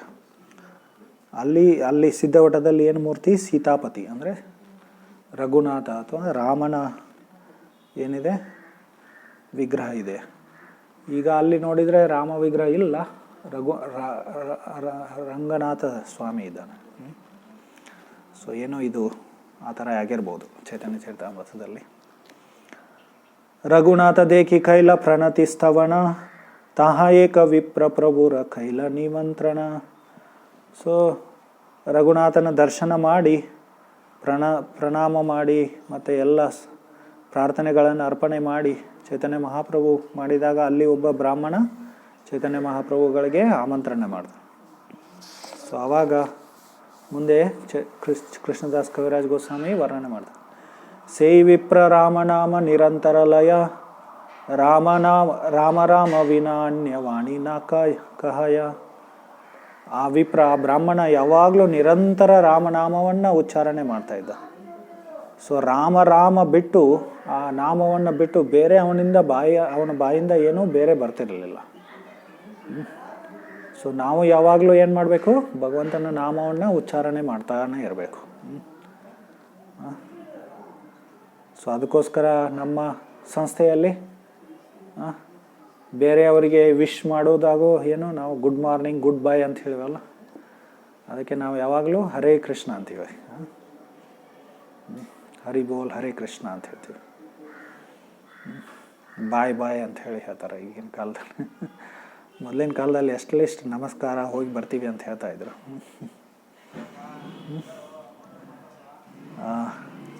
ಸೊ ಯಾವಾಗಲೂ ನಾವು ಭಗವಂತನ ನಾಮವನ್ನು ಉಚ್ಚಾರಣೆ ಮಾಡಬೇಕು. ಸೈ ದಿನ ತಾಂಡ್ರಗರೆ ರಹಿ ಭಿಕ್ಷಾ ಕರಿ ತಾಂಡ್ರೆ ಕೃಪಾ ಕರಿ ಹಾಗೆ ಚೆಲ್ಲಿಲ್ಲ ಗೌರಹರಿ. ಗೌರಹರಿ ಅಂದ್ರೆ ಏನು? ಹರಿ ಈಗ ಗೌರ ಅಂದರೆ ಬಂಗಾರದ ಬಣ್ಣದಲ್ಲಿ ಬಂದ ಹರಿ. ಚೈತನ್ಯ ಮಹಾಪ್ರಭು ಕೃಷ್ಣನೇ, ಆದರೆ ಬಣ್ಣ ಹೇಗಿತ್ತು? ಅವರ ಕಾಂತಿ ಹೇಗಿತ್ತು? ಗೋಲ್ಡನ್ ಕಲರ್, ಹಳದಿ ಬಣ್ಣ. ಅದಕ್ಕೋಸ್ಕರ ಗೌರಹರಿ ಅಂತ ಹೇಳಿ. ಚೈತನ್ಯ ಮಹಾಪ್ರಭು ಆ ದಿನ ಅವರ ಮನೆಯಲ್ಲೇ ಏನು ಮಾಡಿದರು? ಭಿಕ್ಷಾ ಅಂದರೆ ಮೊದಲಿನ ಕಾಲದಲ್ಲಿ ಸನ್ಯಾಸಿಗಳು ಭಿಕ್ಷೆ ಬೇಡ್ತಾ ಇದ್ರು. ಬ್ರಾಹ್ಮಣರ ಮನೆಗೆ ಹೋಗಿ 7 ಬ್ರಾಹ್ಮಣರ ಮನೆಗೆ ಹೋಗೋದು ಕೌಂಟು. ಇವತ್ತು 7 ಜನ ಬ್ರಾಹ್ಮಣರ ಮನೆಗೆ ಹೋಗಿ ಅವ್ರ ಮನೆಯಲ್ಲಿ ಏನು ಸಿಗುತ್ತಲ್ಲ ಅದನ್ನೇ ತಗೊಂಡು ಜೀವನ ಮಾಡೋದು. ಮುಂದಿನ ದಿನ ಬೇರೆ 7 ಬ್ರಾಹ್ಮಣರ ಮನೆಗೆ ಹೋಗೋದು. ಅದಕ್ಕೋಸ್ಕರ ಅವರು ಆಹಾರ ತಿನ್ನುವುದಕ್ಕೆ ನಾವು ಭೋಜನ ಅಂತೀವಿ. ಅದಕ್ಕೆ ಭಿಕ್ಷಾ ಅಂತಿದ್ರು. ಯಾಕಂದರೆ ಭಿಕ್ಷೆ ಬೇಡಿ ಅವರು ಏನು ಮಾಡ್ತಾಯಿದ್ರು? ಆಹಾರ ಸೇವನೆ ಮಾಡ್ತಾಯಿದ್ರು. ಆದರೆ ಈಗ ಅದು ಪ್ರತೆ ನಿಂತು ಹೋಗಿದೆ, ಆ ಪರಂಪರೆ ನಿಂತು ಹೋಗಿದೆ. ಯಾಕಂದರೆ ಬ್ರಾಹ್ಮಣರ ಮನೆಯಲ್ಲಿನೂ ಸರಿಯಾಗಿ ಮಡಿಯಾಗಿ ಶುದ್ಧವಾಗಿ ಈಗ ಏನು ಮಾಡಲ್ಲ, ಅಡುಗೆ ಮಾಡಲ್ಲ, ಭಗವಂತನಿಗೆ ಅರ್ಪಣೆ ಮಾಡಲ್ಲ. ಅಥವಾ ಬ್ರಾಹ್ಮಣರು ಈಗೆಲ್ಲ ಮಾಂಸಭಕ್ಷಣೆ, ಅವರು ಧಾರ್ಮಿಕವಾಗಿ ತಮ್ಮ ಜೀವನೋಪಾಯವನ್ನು ಮಾಡಲ್ಲ. ಸೊ ಈ ಥರ ಅದಕ್ಕೋಸ್ಕರ ಇದು ನಿಂತು ಹೋಗಿದೆ. ಒಂದೊಂದು ಸಲ ಸಾಧುಗಳನ್ನು ಅವರು ಕರೀತಾಯಿದ್ರು, ಮನೆಗೆ ಕರೀತಾಯಿದ್ರು. ಸೇಯಿ ದಿನ ತಾಂಡ್ರಗರೆ ಕರಿ ರಹಿ ಭಿಕ್ಷಾ ಕರಿ ತಾಂಡ್ರೆ ಕೃಪಾ ಕರಿ, ಅವರಿಗೆ ಕೃಪೆ ಅವನ ಮೇಲೆ ಆಶೀರ್ವಾದ ಮಾಡಿ ಆಮೇಲೆ ಚೈತನ್ಯ ಮಹಾಪ್ರಭು ಮುಂದೆ ಹೋಗ್ತಾರೆ. ಸ್ಕಂದ ಕ್ಷೇತ್ರ ತೀರ್ಥೆ ಕೈಲ ಸ್ಕಂದ ದರ್ಶನ ತ್ರಿಮಠ ಆಯಿಲ್ಲ ತಹ ದೇಖಿ ತ್ರಿವಿಕ್ರಮ. ಆಮೇಲೆ ಮುಂದೆ ಹೋಗಿ ಒಂದು ಸ್ಕಂದ ಕ್ಷೇತ್ರಕ್ಕೆ ಬರ್ತಾರೆ. ಸೊ ಈ ಯಾವುದು ಸ್ಕಂದ ಕ್ಷೇತ್ರ ಅಂತ ಹೇಳಿ ಇಲ್ಲಿ ವರ್ಣನೆ ಆಗಿಲ್ಲ ಅದು, ಯಾಕಂದರೆ ಬೇರೆ ಬೇರೆ ಸ್ಕಂದ ಕ್ಷೇತ್ರಗಳಿದೆ. ಇಲ್ಲೂ ಇದೆ ಅಲ್ಲ ಸಮೀಪದಲ್ಲೇ, ಯಾವುದು ಸುಬ್ರಹ್ಮಣ್ಯ, ಅದು ಒಂದು ಸ್ಕಂದ ಕ್ಷೇತ್ರ. ಆ ಥರ ಪ್ರಸಿದ್ಧ 6 ಸ್ಕಂದ ಕ್ಷೇತ್ರಗಳಿದೆ. ಇದು ಒಂದು, ಅದರಲ್ಲಿ ಈ ಸುಬ್ರಹ್ಮಣ್ಯ ಇದೆ ಅಲ್ಲ ಇಲ್ಲಿ, ಅದು ಒಂದು. ಸೊ ಯಾವ ಸ್ಕಂದ ಕ್ಷೇತ್ರಕ್ಕೆ ಹೋದ್ರೆ ಅಂತ ಹೇಳಿ ಅದರ ವರ್ಣನೆ ಆಗಿಲ್ಲ ಇಲ್ಲಿ. ಆಮೇಲೆ ತ್ರಿಮಠಕ್ಕೆ ಹೋಗಿ ಅಲ್ಲಿ ತ್ರಿವಿಕ್ರಮನ ದರ್ಶನವನ್ನು ಮಾಡಿದರು. ತ್ರಿಮಠ ಪುನಃ ಸಿದ್ಧವಟ ಆಯಿಲ್ಲ ಸೈ ವಿಪ್ರಗರೆ ಸೈ ವಿಪ್ರ ಕೃಷ್ಣ ನಾಮ ಲಯ ನಿರಂತರೆ. ಆಮೇಲೆ ಮತ್ತೆ ಸಿದ್ಧವಟಕ್ಕೆ ಬಂದು ಆ ಬ್ರಾಹ್ಮಣನ ಮನೆಗೆ ಭೇಟಿ ಕೊಟ್ಟರು. ಆವಾಗ ಏನು ನೋಡ್ತಾರಲ್ಲಿ, ಆ ವಿಪ್ರ ಕೃಷ್ಣನಾಮ ಲಯ ನಿರಂತರ, ರಾಮನಾಮವನ್ನು ಬಿಟ್ಟು ಕೃಷ್ಣನಾಮವನ್ನು ನಿರಂತರ ಉಚ್ಚಾರಣೆ ಮಾಡ್ತಾ ಇದ್ದ. ಆವಾಗ ಭಿಕ್ಷಾಕರಿ ಮಹಾಪ್ರಭು ತಾಂಡ್ರೆ ಪ್ರಶ್ನ ಕೈಲ ಕಹಾ ವಿಪ್ರ ಏ ತೋಮಾರ ಕೋಣ ದಶ ಹೈಲ. ಆಮೇಲೆ ಚೈತನ್ಯ ಮಹಾಪ್ರಭು ಅಲ್ಲಿ ಪ್ರಸಾದವನ್ನು ತಗೊಂಡು ಅವನ ಮನೆಯಲ್ಲಿ ಅವನಿಗೆ ಪ್ರಶ್ನೆ ಕೇಳ್ತಾರೆ. ಏನಂತ ಹೇಳಿ ಪ್ರಶ್ನೆ ಕೇಳ್ತಾರೆ, ಏ ಬ್ರಾಹ್ಮಣನೇ, ನಿನ್ನ ಏನು ದಶ ಆಯಿತು, ತುಮಾರ ಕೋಣ ದಶ ಹೇಳ, ಏನು ಪರಿಸ್ಥಿತಿ ಆಯಿತು ನಿಂದು ಅಂಥೇಳಿ ಚೈತನ್ಯ ಮಹಾಪ್ರಭು ಅವನಿಗೆ ಜೋಕ್ ಮಾಡ್ತಾ ಇದ್ದಾರೆ. ಯಾಕೆ ಈ ಥರ ಹಾಸ್ಯಾಸ್ಪದವಾಗಿ ಮಾತಾಡ್ತಾ ಇದ್ದಾರೆ ಚೈತನ್ಯ ಮಹಾಪ್ರಭು? ಯಾಕಂದರೆ ಕೃಷ್ಣನಾಮ ಮತ್ತು ರಾಮನಾಮದಲ್ಲಿ ಅಂದರೆ ಎರಡೂ ಭಗವಂತನ ನಾಮಗಳು, ತಾತ್ವಿಕವಾಗಿ ಯಾವುದೇ ಭಿನ್ನತೆ ಇಲ್ಲ. ಆದರೂ ಅವನು ರಾಮನ ಭಕ್ತನಾಗಿದ್ದ, ಆದರೂ ಈಗ ಏನಾಗ್ತಾ ಇದ್ದಾನೆ, ಕೃಷ್ಣನಾಮವನ್ನು ಉಚ್ಚಾರಣೆ ಮಾಡ್ದ. ಅದಕ್ಕೋಸ್ಕರ ಹಾಸ್ಯಾಸ್ಪದವಾಗಿ ಅಂದರೆ ಲೈಟ್ ಡಿಸ್ಕಷನ್, ಯಾವುದೇ ಈಗ ವಾದ ವಿವಾದ ಜಗಳ ಆಗ್ತಾ ಇಲ್ಲ. ಯಾಕಂದರೆ ಜಗಳ ಆಗೋ ಅವಶ್ಯಕತೆ ಇಲ್ಲ. ನೀವು ರಾಮನಾಮವನ್ನು ಉಚ್ಚಾರಣೆ ಮಾಡಿ ಅಥವಾ ಕೃಷ್ಣನ, ಎರಡೂ ಒಂದೇ. ಸೊ ಲೈಟ್ ಡಿಸ್ಕಷನ್ ಈ ಥರ. ಪೂರ್ವೆ ತುಮಿ ನಿರಂತರ ಲಯಿತೆ ರಾಮನಾಮ ಏಬೆ ಕೃಷ್ಣ ನಿರಂತರ ಲಾಹೋ ಕೃಷ್ಣನಾಮ. ನೀನು ಪೂರ್ವದಲ್ಲಿ ಏನು ಮಾಡ್ತಾ ಇದ್ದೆ, ಯಾವಾಗಲೂ ರಾಮನಾಮವನ್ನು ನಿರಂತರ ನಾಮನಾಮವನ್ನು ಉಚ್ಚಾರಣೆ ಮಾಡ್ತಾ ಇದ್ದೆ. ಆದರೆ ಈಗ ನಿರಂತರ ನೀನು ಏನು ಕೃಷ್ಣನಾಮವನ್ನು ತಗೋತಾ ಇದ್ದೀಯಲ್ಲ ಅಂತ ಹೇಳಿ ಕೇಳ್ತಾ ಇದೆ. ವಿಪ್ರಬೋಲೆಯೇ ತುಮಾರ ದರ್ಶನ ಪ್ರಭಾವೇ ತುಮ ದೇಖಿ ಗೇಲ ಮೋರ ಅಜನ್ಮ ಸ್ವಭಾವೇ. ಆ ಬ್ರಾಹ್ಮಣ ಹೇಳ್ತಾನೆ, ನಿಮ್ಮ ದರ್ಶನ ಮಾಡೋದರ ಫಲ ಇದು ಅಂಥೇಳಿ. ಏನಾಯಿತು, ನಾನು ಜೀವನ ಪರ್ಯಂತ ನಾನು ಏನು ಒಂದು ನಂದ ಸ್ವಭಾವ ಇತ್ತು ಅದು ಹೋಗ್ಬಿಡ್ತು ಅಂತ, ಅಥವಾ ನನ್ನ ಜೀವನ ಪರ್ಯಂತ ನಾನು ಏನೋ ಒಂದು ಪ್ರಥೆಯನ್ನು ಪಾಲನೆ ಮಾಡ್ತಾ ಇದ್ದೆ, ಅದು ಏನಾಯಿತು ಈಗ ದೂರ ಹೋಯಿತು ಅಂಥೇಳಿ. ಬಾಲ್ಯಾವಧಿ ರಾಮನಾಮ ಗ್ರಹಣ ಅಮಾರ್ ತೋಮಾದೇಕಿ ಕೃಷ್ಣನಾಮ ಇಲ್ಲ ಏಕಬಾರ್. ನಾನು ಚಿಕ್ಕಂದಿನಿದ್ದಾಗನೇ ನಾನು ಯಾವಾಗಲೂ ರಾಮನಾಮವನ್ನು ಏನು ಮಾಡ್ತಾಯಿದ್ದೆ, ಉಚ್ಚಾರಣೆ ಮಾಡ್ತಾಯಿದ್ದೆ. ಆದರೆ ನಿಮ್ಮ ದರ್ಶನ ಮಾಡಿದಾಗ ನನಗೆ ಒಂದು ಸಲ ಏನಾಯಿತು, ಕೃಷ್ಣನಾಮ ನನ್ನ ಬಾಯಲ್ಲಿ ಬಂತು ಅಂಥೇಳಿ. ಸೇಯಿ ಹೈತೆ ಕೃಷ್ಣನಾಮ ಜಿವ್ವಾತೆ ವಸೀಲ ಕೃಷ್ಣನಾಮ ಸ್ಫುರೇ ರಾಮ ನಾಮ ದೂರೇ ಗೇಲ. ಈಗ ಒಂಥರ ಅವರು ಜೋಕಾಗಿ ಲೈಟಾಗಿ ಏನು ಹೇಳ್ತಾ ಇದ್ದಾರೆ, ಆ ಕೃಷ್ಣನಾಮ ಒಂದು ಸಲ ನನ್ನ ಬಾಯಲ್ಲಿ ಬಂತು ನಿಮ್ಮ ದರ್ಶನ ಮಾಡಿ ನಿಮ್ಮಿಂದ, ಆವಾಗ ಅದು ನನ್ನ ನಾಲಿಗೆ ಮೇಲೆ ಏನಾಯಿತು, ವಾಸ ಮಾಡಿತು ಅಂತ. ಆಮೇಲೆ ಹೋಗಲೇ ಇಲ್ಲ ಅದು. ಕೃಷ್ಣನಾಮ ಸ್ಫೂರ್ತಿ ಆಯಿತು, ರಾಮನಾಮ ದೂರ ಹೋಯಿತು ಅಂಥೇಳಿ. ಬಾಲ್ಯಕಾಲ ಹೈತೆ ಮೋರ ಸ್ವಭಾವ ಏಕಹಯ ನಾಮೇರ ಮಹಿಮಾ ಶಾಸ್ತ್ರ ಕರಿಯ ಸಂಚಯ. ಚಿಕ್ಕಂದಿನಿಂದ ಇನ್ನೊಂದು ನಂದ ಸ್ವಭಾವ ಏನು ಅಂಥೇಳಿ ಹೇಳ್ತಾ ಇದ್ದಾರೆ. ನಾನು ಭಗವಂತನ ನಾಮ ಮಹಿಮೆಯ ಶಾಸ್ತ್ರಗಳ ನಾನು ಏನು ಮಾಡ್ತಾ ಇದ್ದೇನೆ, ಸಂಗ್ರಹ ಮಾಡ್ತಾ ಇದ್ದೇನೆ. ಆ ಶ್ಲೋಕಗಳ ಶಾಸ್ತ್ರಗಳ ಶ್ಲೋಕಗಳನ್ನು ಯಾವ ಶ್ಲೋಕಗಳಲ್ಲಿ ಭಗವಂತನ ನಾಮ ಮಹಿಮೆಯನ್ನು ವರ್ಣನೆ ಮಾಡಿದೆ ಆ ಶ್ಲೋಕಗಳನ್ನು ನಾನು ಸಂಗ್ರಹಣ ಮಾಡ್ತಾ ಇದ್ದೇನೆ ಅಂತ. ಸೊ ಒಂದಿಷ್ಟು ಶ್ಲೋಕಗಳನ್ನು ಇಲ್ಲಿ ಆ ಬ್ರಾಹ್ಮಣ ಹೇಳ್ತಾರೆ ಚೈತನ್ಯ ಮಹಾಪ್ರಭುಗಳಿಗೆ. ರಮಂತೆ ಯೋಗಿ ನೋನಂತೆ ಸತ್ಯಾನಂದ ಚಿದಾತ್ಮನಿ ಇತಿ ರಾಮಪದೇನ ಸೋ ಪರಬ್ರಹ್ಮಾಭಿಧೀಯತೆ. ನಾನು ಈ ಶ್ಲೋಕ ಹೇಳ್ತಾ ಇರ್ತೀನಲ್ಲ ಮತ್ತೆ ಮತ್ತೆ ಮತ್ತೆ ಮತ್ತೆ ಈ ಶ್ಲೋಕದಲ್ಲಿ ಪರಬ್ರಹ್ಮನಿಗೆ ರಾಮ ಅಂಥೇಳಿ ಹೆಸರು ಯಾಕೆ ಬಂತು ಅಂಥೇಳಿ, ಯೋಗಿಗಳು ಭಗವದ್ ಭಕ್ತರು ಏನು ಮಾಡ್ತಾರೆ, ಭಗವಂತನ ಸಂಪರ್ಕದಲ್ಲಿ ದಿವ್ಯ ಅಲೌಕಿಕ ಸತ್ಯಾನಂದ ಅದ ಅನುಭೂತಿಯನ್ನು ಪಡಿತಾರೆ. ಅದಕ್ಕೋಸ್ಕರ ಭಗವಂತನ ನಾಮ ಏನು, ರಾಮ ಅಂಥೇಳಿ. ಯಾಕಂದರೆ ಅವನು ಆ ಸತ್ಯಾನಂದವನ್ನು, ನಿಜವಾದ ಆನಂದವನ್ನು, ಅಲೌಕಿಕ ಆನಂದವನ್ನು ಕೊಡ್ತಾನೆ ಅವನು. ಯಾರು ಅವನಿಗೆ ಸಂಪರ್ಕದಲ್ಲಿ ಬರ್ತಾರ ಅವರಿಗೆ. ಸೊ ಈ ಜಗತ್ತಿನಲ್ಲಿ ಎಲ್ಲರೂ ಸುಖವನ್ನು ಪಡೀಲಿಕ್ಕೆ ಪ್ರಯತ್ನ ಮಾಡ್ತಾ ಇದ್ದಾರೆ. ಜನರ ಏನು ಭ್ರಮೆ, ನಾನು ಚೆನ್ನಾಗಿ ದುಡ್ಡು ಮಾಡಿದರೆ ನನಗೆ ಇಲ್ಲಿ ಸುಖ ಸಿಗುತ್ತೆ ಅಂತ ಹೇಳಿ ಒಂದು ಭ್ರಮೆ ಇದೆ, ವಿಶೇಷವಾಗಿ ಈಗಿನ ಕಾಲದ ಜನರಿಗೆ. ಅಥವಾ ಟೆಕ್ನಾಲಜಿಕಲ್ ಅಡ್ವಾನ್ಸ್ಮೆಂಟ್, ತುಂಬ ಟೆಕ್ನಾಲಜಿಕಲ್ಲಿ ನಾವು ಅಡ್ವಾನ್ಸ್ ಆದರೆ ನಮಗೆ ಸುಖ ಆನಂದ ಸಿಗುತ್ತೆ ಅಂತೇಳಿ, ಅದೆಲ್ಲ ಮಿಥ್ಯಾನಂದ. ಅದು ಇಲ್ಲಿ ಸತ್ಯಾನಂದ ಚಿದಾತ್ಮನಿ, ನಿಜವಾದ ಆನಂದವನ್ನು ಭಗವಂತನ ಸಂಪರ್ಕದಲ್ಲಿ ನಾವು ಬಂದಾಗ ಪಡಿತೀವಿ ಅಂಥೇಳಿ. ರಮಂತೆ ಯೋಗಿನೋನಂತೆ ಸತ್ಯಾನಂದ ಚಿದಾತ್ಮನಿ ಇದಿ ರಾಮಪದೇನ ಸಹ ಪರಬ್ರಹ್ಮ. ಇದು ಅದಕ್ಕೋಸ್ಕರ ಪರಬ್ರಹ್ಮನಿಗೆ ರಾಮ ಅಂಥೇಳಿ ಹೆಸರು ಅಂಥೇಳಿ ಇಲ್ಲಿ ಈ ಶ್ಲೋಕ. ಇದು ಪದ್ಮಪುರಾಣದಿಂದ ಶ್ಲೋಕ, ಶತನಾಮ ಸ್ತೋತ್ರದಲ್ಲಿ ಬರುತ್ತೆ. ಆಮೇಲೆ ಇನ್ನೊಂದು ಶ್ಲೋಕ ಆ ಬ್ರಾಹ್ಮಣ ಉಚ್ಚಾರಣೆ ಮಾಡಿ. ಕೃಷಿರ್ ಭೂವಾಚಕ ಶಬ್ದೋ ನಸ್ತು ನಿವೃತ್ತಿವಾಚಕ ತಯೋರೈಕ್ಯಂ ಪರಬ್ರಹ್ಮ ಕೃಷ್ಣ ಇತ್ಯಭಿಧೀಯತೆ. ನಾವು ಹೋದ್ವಾರ ಇದನ್ನು ನಾವು ಚರ್ಚೆ ಮಾಡಿದ್ದೀವಲ್ಲ. ಕೃಷ್ಣ ಶಬ್ದ ಹೇಗೆ ಬರುತ್ತೆ, ಎರಡು ಧಾತುಗಳಿಂದ ಬರುತ್ತೆ. ಕೃಷ್ ಧಾತು ಮತ್ತು ನ ಧಾತು. ಕೃಷಿರ್ ಯಾರ ಅಸ್ತಿತ್ವ, ನ ಅಂದರೆ ನಿರ್ವೃತ್ತಿವಾಚಕ, ಕೃಷ್ ಅಂದರೆ ಭೂವಾಚಕ, ಅಸ್ತಿತ್ವ. ಭೂ ಅಂದರೆ ಅಸ್ತಿತ್ವ. ನಶ್ಚ ನಿರ್ವೃತ್ತಿವಾಚಕ, ನಿರ್ವೃತ್ತಿ ಅಂದರೆ ಏನು, ಆನಂದ. ಯಾರ ಅಸ್ತಿತ್ವ ಆನಂದದಿಂದ ಕೂಡಿದೆ ಅವನ ಹೆಸರೇನು, ಕೃಷ್ಣ. ಅದಕ್ಕೋಸ್ಕರ ಪರಬ್ರಹ್ಮನಿಗೆ ಕೃಷ್ಣ ಅಂತ ಹೇಳಿದೆ.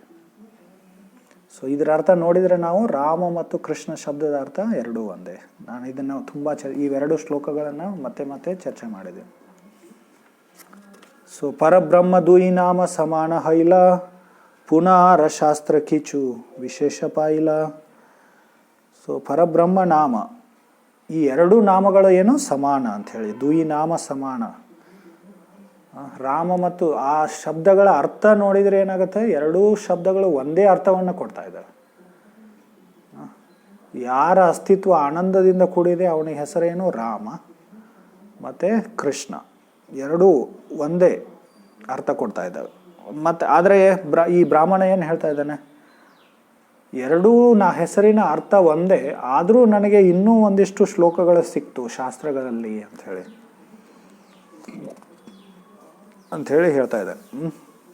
ಆ ಯಾವ ಶ್ಲೋಕಗಳು, ಈ ಶ್ಲೋಕಗಳನ್ನು ಇಲ್ಲಿ ಅವನು ಉಚ್ಚಾರಣೆ ಮಾಡ್ತಾನೆ. ರಾಮ ರಾಮೇತಿ ರಾಮೇತಿ ರಮೇ ರಾಮೇ ಮನೋರಮೆ ಸಹಸ್ರನಾಮ ಬಿಸ್ತುಲ್ಯಂ ರಾಮನಾಮ ವರಾನನೆ. ನಾನು ಹೇಳಿದ್ನಲ್ಲ, ಈ ಶ್ಲೋಕ ಯಾರು ಹೇಳಿದ್ದು, ವರಾನನೆ ಅಂದರೆ ಶಿವ ಪಾರ್ವತಿಗೆ ಸಂಬೋಧನೆ ಮಾಡ್ತಾ ಇದ್ದಾನೆ. ಇದು ಪದ್ಮಪುರಾಣದಲ್ಲಿ ಇದೆ, ಬೃಹದ್ ವಿಷ್ಣು ಸಹಸ್ರ ಸ್ತೋತ್ರದಲ್ಲಿ ಬರುತ್ತೆ ಇದು. ಸೊ ಅಲ್ಲಿ ಏನು ಹೇಳಿದೆ, ರಾಮ ರಾಮೇತಿ ರಾಮೇತಿ, ನಾನು ಯಾವಾಗಲೂ ರಾಮನಾಮವನ್ನು ಉಚ್ಚಾರಣೆ ಮಾಡ್ತಾ ಇದ್ದೇನೆ. ರಾಮ ರಾಮ ರಾಮ ಅಂತ ಹೇಳಿ ಉಚ್ಚಾರಣೆ ಮಾಡಿದೆ. ಅದರಲ್ಲೇ ನಾನು ಆನಂದ ಪಡಿತೇನೆ. ರಮೇ ರಾಮೇ ಮನೋರಮೆ. ಸೊ ಸಹಸ್ರನಾಮ ಬಿಸ್ತುಲ್ಯಂ ರಾಮನಾಮ ವರಾನನೆ. ಒಂದು ರಾಮನಾಮವನ್ನು ಉಚ್ಚಾರಣೆ ಮಾಡಿದರೆ ವಿಷ್ಣು ಸಹಸ್ರನಾಮವನ್ನು, ಭಗವಂತ ವಿಷ್ಣುವಿನ 1000 ನಾಮಗಳನ್ನು ಉಚ್ಚಾರಣೆ ಮಾಡುವಷ್ಟು ಸಮಾನ ಅಂಥೇಳಿ ಈ ಶ್ಲೋಕದಲ್ಲಿ ನಾವು ಚರ್ಚೆ ಮಾಡಿದ್ದೀವಿ. ಈ ಶ್ಲೋಕವನ್ನು ಈ ಬ್ರಾಹ್ಮಣ ಏನು ಮಾಡ್ತಾ ಇದ್ದಾನೆ, ಹೇಳ್ತಾ ಇದ್ದಾನೆ, ಉಲ್ಲೇಖ ಮಾಡ್ತಾ ಇದ್ದಾನೆ ಇಲ್ಲಿ. ಈ ಶ್ಲೋಕವನ್ನು ಎಲ್ಲಾದರೂ ಕೇಳಿದಿರಾ ನೀವು? ನಾನು ಅದನ್ನು ಮರ್ತು ಬಿಟ್ಟೆ. ಅದನ್ನು ಚರ್ಚೆ हाँ कहाँ सुना है आप? मैंने पढ़ा था प्रभु जी, पंचांग में आया था ना उसमें, हर एकादशी को आता है। अच्छा अच्छा, और कहीं पर सुना है आपने? तेलुगु में रामदास में भी ना, तेलुगु बुक में हाँ? वो सुब्बलक्ष्मी, MS ಸುಬ್ಬಲಕ್ಷ್ಮಿ ವಿಷ್ಣು ಸಹಸ್ರನಾಮ ಉಚ್ಚಾರಣೆ ಆರಂಭದಲ್ಲಿ ಅವಳ ಹೇಳಿದ್ದಾಳಲ್ಲ, ತುಂಬ ಪ್ರಸಿದ್ಧ ಅದು ಸುಬ್ಬಲಕ್ಷ್ಮಿ ಅವರ ಸಂಗೀತ, ಶಾಸ್ತ್ರೀಯ ಸಂಗೀತ ಅನುಸಾರ ಅವಳು ಇದನ್ನು ಪಾಠ ಮಾಡಿದ್ದಾಳೆ. ಆದರೂ ನಾವು ಭಗವಂತನ ನಾಮವನ್ನು, ಭಗವಂತನ ಮಹಿಮೆಯನ್ನು ಶುದ್ಧ ಭಕ್ತರಿಂದ ಏನು ಮಾಡಬೇಕು? ಕೇಳಬೇಕು. ಈಗ ಎಷ್ಟೋ ಸಲ ಕಮರ್ಷಿಯಲ್ ಈಗ ಯೂಟ್ಯೂಬ್ ಬಂದು ಓಪನ್ ದ ಫ್ಲಡ್ ಗೇಟ್ಸ್ ಅಂತ ಹೇಳಿ ಫ್ಲಡ್ ಗೇಟ್ಸ್ ಓಪನ್ ಮಾಡಿಬಿಟ್ಟಿದ್ದಾರೆ. ಎಷ್ಟೋ ಜನ ಅಲ್ಲಿ ಪ್ರವಚನಗಳು, ಎಷ್ಟೋ ಜನ ಈ ಥರ. ಆದರೆ ಭಗವಂತನ ಮಹಿಮೆಯನ್ನು ಯಾರಿಂದ ಕೇಳಬೇಕು? ಭಗವಂತನ ನಾಮ ಉಚ್ಚಾರಣೆಯನ್ನು ಶುದ್ಧ ಭಕ್ತರಿಂದ ಕೇಳಬೇಕು. ಇಲ್ಲಾಂದರೆ ಅದರ ಪ್ರಭಾವ ಆಗಲ್ಲ ನಮ್ಮ ಮೇಲೆ. ಪ್ರಭಾವ ಅಂದರೆ ಏನು? ಭಗವಂತನ ಮಹಿಮೆಯನ್ನು ಕೇಳಿದಾಗ ಏನು ಪ್ರಭಾವ ಆಗಬೇಕು? ಈ ಭೌತಿಕ ಸಂಸಾರದಿಂದ ನಮಗೆ ವಿರಕ್ತಿ ಆಗಬೇಕು, ಮತ್ತು ನಮ್ಮಲ್ಲಿ ಭಗವಂತನ ಪ್ರತಿ ಆಕರ್ಷಣೆ ಬೆಳಿಬೇಕು. ಅದು ಫಲ. ಸೊ ಈ ಥರ ಎಷ್ಟೋ ಭಜನೆಗಳನ್ನು ಅಥವಾ ಪ್ರವಚನಗಳನ್ನು ರೆಕಾರ್ಡ್ ಮಾಡಿ ಕಮರ್ಷಿಯಲ್ ಆಗಿ, ಈಗ ಮೊದಲು ಆ ಕ್ಯಾಸೆಟ್ನಲ್ಲಿ ಬರ್ತಾಯಿತ್ತು, ಆಮೇಲೆ CD-ನಲ್ಲಿ ಬರ್ತಾಯಿತ್ತು, ಈಗ ಯೂಟ್ಯೂಬ್ನಲ್ಲಿ ಬರ್ತಾಯಿದೆ. ಎಲ್ಲ ಫೇಸ್ಬುಕ್ಕು, ಯೂಟ್ಯೂಬ್ನಲ್ಲಿ. ಸೊ ಈ ಥರ ಜನ ಮಾಡ್ತಾರೆ. ಎಷ್ಟೋ ಚಾನಲ್ಗಳಿರುತ್ತೆ TV-ನಲ್ಲಿ.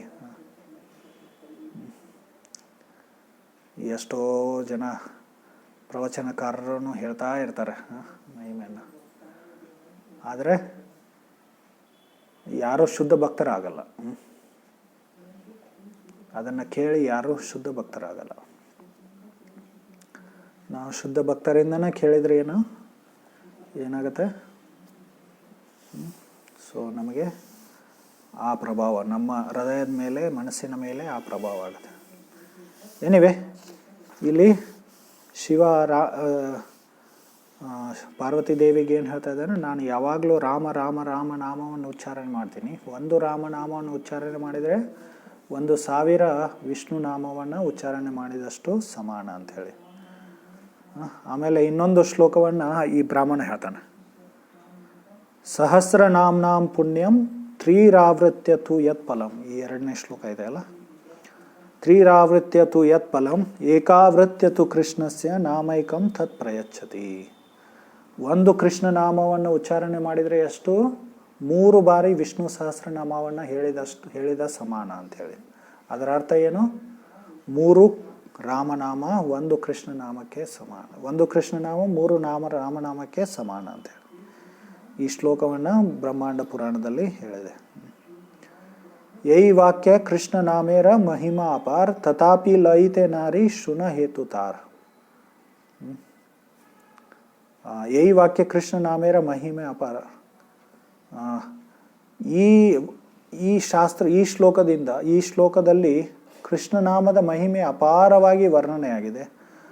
ಆದರೂ ನಾನು ಕೃಷ್ಣನಾಮವನ್ನು ಉಚ್ಚಾರಣೆ ಮಾಡಲಿಲ್ಲ. ಚಿಕ್ಕಂದಿನಿಂದ ನಾನು ರಾಮನಾಮವನ್ನೇ ಉಚ್ಚಾರಣೆ ಮಾಡಿದೆ. ಆ ಬ್ರಾಹ್ಮಣಿಗೆ ಈ ಶ್ಲೋಕ ಗೊತ್ತಿತ್ತು. ಯಾಕಂದರೆ ಅವನು ಚಿಕ್ಕಂದಿನಿಂದ ಈ ಶಾಸ್ತ್ರಗಳ ಈ ನಾಮ ಮಹಿಮೆಯನ್ನು ವರ್ಣನೆ ಮಾಡುವ ಎಲ್ಲ ಶ್ಲೋಕಗಳನ್ನು ಶಾಸ್ತ್ರದಿಂದ ಸಂಗ್ರಹ ಮಾಡ್ತಾ ಇದ್ದ. ಈ ಶ್ಲೋಕನೂ ಗೊತ್ತಿತ್ತು, ಕೃಷ್ಣನಾಮದ ಮಹಿಮೆ ಗೊತ್ತಿತ್ತು ಅವನಿಗೆ. ಆದರೂ ಅವನು ಯಾವಾಗಲೂ ರಾಮನಾಮವನ್ನು ಉಚ್ಚಾರಣೆ ಮಾಡಿ. ಯಾಕೆ ಆ ಥರ ಮಾಡಿದ ಆ ಬ್ರಾಹ್ಮಣ? ಅದರ ಕಾರಣವನ್ನು ಈಗ ಹೇಳ್ತಾ ಇದ್ದಾನೆ ಅವನು. ತಥಾಪಿ ಲಯಿತೆ ನಾರಿ ಶುನ ಹೇತು ತಾರ. ಅದರ ಹೇತು ಏನು ಅಂಥೇಳಿ ಕೇಳಿ ಅಂಥೇಳಿ ಚೈತನ್ಯ ಮಹಾಪ್ರಭುಗಳಿಗೆ ಆ ಬ್ರಾಹ್ಮಣ ಹೇಳ್ತಾ ಇದ್ದಾನೆ. ಇಷ್ಟದೇವ ರಾಮ ತಾಂಡ್ರ ನಾಮೆ ಸುಖ ಪಾಯ್ ರಾಮನಾಮ ರಾತ್ರಿ ದಿನ ಗಾಯ್. ನನ್ನ ಇಷ್ಟ ದೇವ ಯಾರು? ರಾಮ ಅಂಥೇಳಿ. ಅದಕ್ಕೋಸ್ಕರ ರಾಮನಾಮದಲ್ಲೇ ನನಗೆ ಆನಂದ ಪಡೆದೆ ನಾನು. ಅದಕ್ಕೋಸ್ಕರ ಆ ಆನಂದದಿಂದ ಸುಖದಿಂದ ನಾನು ದಿನ ರಾತ್ರಿ ಯಾವಾಗಲೂ ನಿರಂತರ ರಾಮನಾಮವನ್ನು ಉಚ್ಚಾರಣೆ ಮಾಡ್ತಾ ಇದ್ದೆ ಅಂತ. ತುಮಾರ ದರ್ಶನೆ ಏಬೆ ಕೃಷ್ಣ ನಾಮ ಆಯಿಲ್ಲ, ತಹಾರ ಮಹಿಮಾ ತಬೆ ಹೃದಯಲಾಗಿಲ್ಲ. ಆದರೆ ನಿಮ್ಮ ದರ್ಶನ ಮಾಡಿದ ನಂತರ ನನಗೆ ಕೃಷ್ಣನಾಮ ನನ್ನ ಬಾಯಲ್ಲಿ ಬಂತು. ಆ ಬಾಯಲ್ಲಿ ಬಂದ ನಂತರ ನನಗೇನಾಯಿತು, ಮತ್ತೆ ಆ ಕೃಷ್ಣನಾಮದ ಮಹಿಮೆ ಏನಾಯಿತು, ನನ್ನ ಹೃದಯದಲ್ಲಿ ಮೂಡಿತು ಅಂಥೇಳಿ. ಸೊ ಆ ಬ್ರಾಹ್ಮಣ ಸೈ ಕೃಷ್ಣ ತುಮಿ ಸಾಕ್ಷಾತ್ ಈಹ ನಿರ್ಧಾರಿಲ ಏತಕ ಹಿ ವಿಪ್ರ ಪ್ರಭುರ ಚರಣೆ ಪಡಿಲ. ಆವಾಗ ಆ ವಿಪ್ರ ಏನು ಹೇಳ್ತಾನೆ, ಅದೇ ಕೃಷ್ಣ, ನೀವೇ ಆ ಕೃಷ್ಣ ಅಂಥೇಳಿ ಚೈತನ್ಯ ಮಹಾಪ್ರಭುಗಳ ಚರಣಕ್ಕೆ ಅವನು ನಮಸ್ಕಾರ ಮಾಡ್ತಾನೆ. ಸೊ ಆಮೇಲೆ ತಾಂಡ್ರೆ ಕೃಪಾಕರಿ ಪ್ರಭು ಚಲಿಲ ಆರದಿನ್ ವೃದ್ಧ ಕಾಶಿ ಆಸಿ ಕೈಲ ಶಿವ ದರ್ಶನ್. ಆಮೇಲೆ ಚೈತನ್ಯ ಮಹಾಪ್ರಭು ಅವನಿಗೆ ಆಶೀರ್ವಾದ ಮಾಡಿ ಮುಂದೆ ವೃದ್ಧ ಕಾಶಿಗೆ ಬಂದು ಅಲ್ಲಿ ಶಿವ ದರ್ಶನ ಮಾಡ್ತಾನೆ. ವೃದ್ಧ ಕಾಶಿ ಅಥವಾ ವೃದ್ಧಾಚಲಂ ಅಂಥೇಳಿ.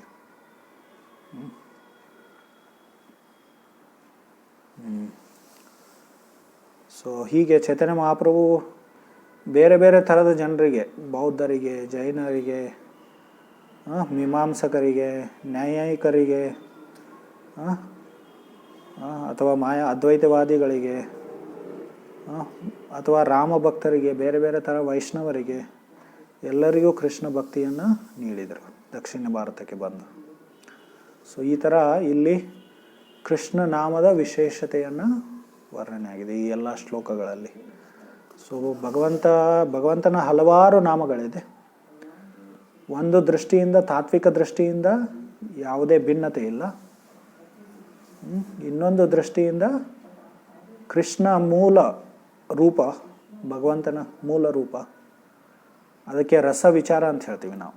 ತತ್ವ ವಿಚಾರ ಮತ್ತು ರಸ ವಿಚಾರ ಅಂಥೇಳಿ. ತತ್ವ ವಿಚಾರ ಅಂದರೆ ಏನು? ಸಿದ್ಧಾಂತ. ಭಗವಂತನ ಬೇರೆ ಬೇರೆ ರೂಪಗಳು, ಭಗವಂತ ಒಬ್ಬನೇ, ಅವನ ಬೇರೆ ಬೇರೆ ರೂಪಗಳು. ಆದರೆ ರಸದ ದೃಷ್ಟಿಯಿಂದ ನೋಡಿದರೆ ಅದರ ಅರ್ಥ ಏನು? ಭಗವಂತ ಕೃಷ್ಣನ ರೂಪ ಏನು? ಮೂಲ ರೂಪ, ಅದು ಮನೆಯ ರೂಪ. ಅದು ವಿಷ್ಣು ರೂಪ, ನಾರಾಯಣ ರೂಪ ಏನು? ಅದು ಏನು? ಅದು ಆಫೀಸ್ ಫಾರ್ಮ್ ಅಂತ ಹೇಳ್ತೀವಿ ನಾವು. ಆಫೀಸ್ನಲ್ಲಿದ್ದರೂ ರೂಪ ಅದು. ಸೊ ಆ ಥರ ರಸದ ದೃಷ್ಟಿಯಿಂದ ಬೇರೆ ಆಗಿದೆ, ಭಿನ್ನ ಭಿನ್ನ. ಒಂದು ಶ್ಲೋಕ ಬರುತ್ತೆ,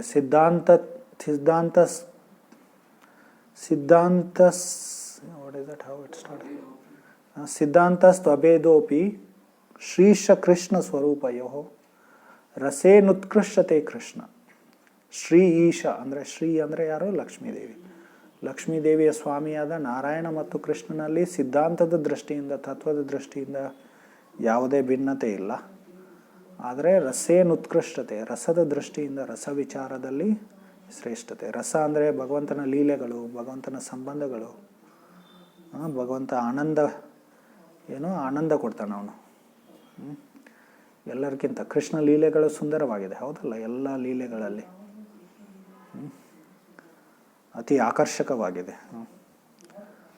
ಆ ದೃಷ್ಟಿಯಿಂದ ಕೃಷ್ಣ ಶ್ರೇಷ್ಠ.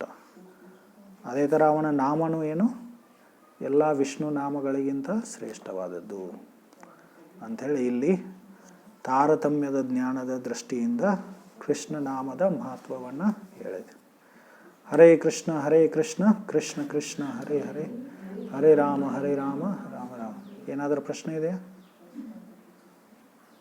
But we use also Vishnu name also, so in prayers also Vishnu Bhakti Pradevi. So why can we need to interchange Krishna? ಒಂದೊಂದು ಶ್ಲೋಕಗಳಲ್ಲಿ ವಿಷ್ಣು ಹೆಸರು ಬರುತ್ತೆ. ಈಗ ಪ್ರತಿದಿನ ಬೆಳಗ್ಗೆ ನಾವು ತುಳಸಿ ಪ್ರಣಾಮ, ಬೆಳಗ್ಗೆ ಸಾಯಂಕಾಲ ತುಳಸಿ ಪ್ರಣಾಮ ಮಾಡಿದಾಗ ಅಲ್ಲಿ ವಿಷ್ಣು ಶಬ್ದ ಬರುತ್ತೆ. ವೃಂದಾಯೈ ತುಳಸಿ ದೇವ್ಯೈ ಪ್ರಿಯಾಯೈ ಕೇಶವಸ್ಯ ಚ ವಿಷ್ಣು ಭಕ್ತಿ ಪ್ರದೇ ದೇವಿ ಸತ್ಯವ್ರತೆ ನಮೋ ನಮಃ. ವಿಷ್ಣು ಭಕ್ತಿ ಪ್ರದೇ ದೇವಿ. ಕೃಷ್ಣ ಭಕ್ತಿ कृष्ण भक्ति तो देखिए वो गलत है। शास्त्र में विष्णु भक्ति, और हमको उसको बदलना नहीं चाहिए। शास्त्र को कभी नहीं बदलना चाहिए, उसको यथारूप हमें बोलना चाहिए। तो कभी कभी इस्कॉन में ये गलती करते हैं लोग, कृष्ण भक्ति प्रदे देवे बोल देते, वो लोग ज़्यादा कृष्ण भक्त बन जाते हैं। हम लोग इतना भी कृष्ण भक्त नहीं बनना चाहिए कि हम लोग शास्त्र को ही बदल दे। ನಾವು ಕೃಷ್ಣ ಭಕ್ತಿ ಮಾಡ್ತಾ ಮಾಡ್ತಾ ಏನಾಗಬಾರ್ದು, ಶಾಸ್ತ್ರ ಬದಲಾವಣೆ ಮಾಡಬಾರ್ದು. ಶಾಸ್ತ್ರ ಬದಲಾವಣೆ ಮಾಡೋದು ಅದು ಅಪರಾಧ, ಅದು ತುಂಬ ದೊಡ್ಡ ತಪ್ಪು ಅದು. ಒಂದ್ಸಲ ಚೈತನ್ಯ ಮಹಾಪ್ರಭು ಈ ಸಾರ್ವಭೌಮ ಭಟ್ಟಾಚಾರ್ಯ ಅಂಥೇಳಿ ಅವರ ಒಬ್ಬ ಅನುಯಾಯಿ, ಮೊದಲು ಸಾರ್ವಭೌಮ ಭಟ್ಟಾಚಾರ್ಯ ತುಂಬ ದೊಡ್ಡ ಪ್ರಕಾಂಡ ಅದ್ವೈತವಾದಿ, ಮಾಯಾವಾದಿ. ಅವನನ್ನು ಶುದ್ಧ ಕೃಷ್ಣ ಭಕ್ತನನ್ನಾಗಿ ಪರಿವರ್ತನೆ ಮಾಡ್ತಾರೆ ಚೈತನ್ಯ ಮಹಾಪ್ರಭು. ಆವಾಗ ಒಂದು ಶ್ಲೋಕ ಇದೆ 10ನೇ ಸ್ಕಂದದಲ್ಲಿ ಭಾಗವತದಲ್ಲಿ. ಆ ಶ್ಲೋಕದಲ್ಲಿ ಮುಕ್ತಿ ಪದ ಅಂಥೇಳಿ ಒಂದು ಶಬ್ದ ಬರುತ್ತೆ. ಅದು ಪ್ರಸಿದ್ಧ ಶ್ಲೋಕ. ಪ್ರಭುಪಾದರ ಆ ಶ್ಲೋಕವನ್ನು ಏನು ಹೇಳಿದ್ದಾರೆ, ಎಲ್ಲ ಭಕ್ತರಿಗೆ ಜೀವನದ ಒಂದು ಮಾರ್ಗದರ್ಶನ ಅಂಥೇಳಿ, ಅದು ಪ್ರಮುಖವಾದ ಮಾರ್ಗದರ್ಶನ, a guide to a devotees life ಅಂಥೇಳಿ ಆ ಶ್ಲೋಕ. ಹೌ ಇಟ್ ಸ್ಟಾರ್ಟ್ಸ್ ದಟ್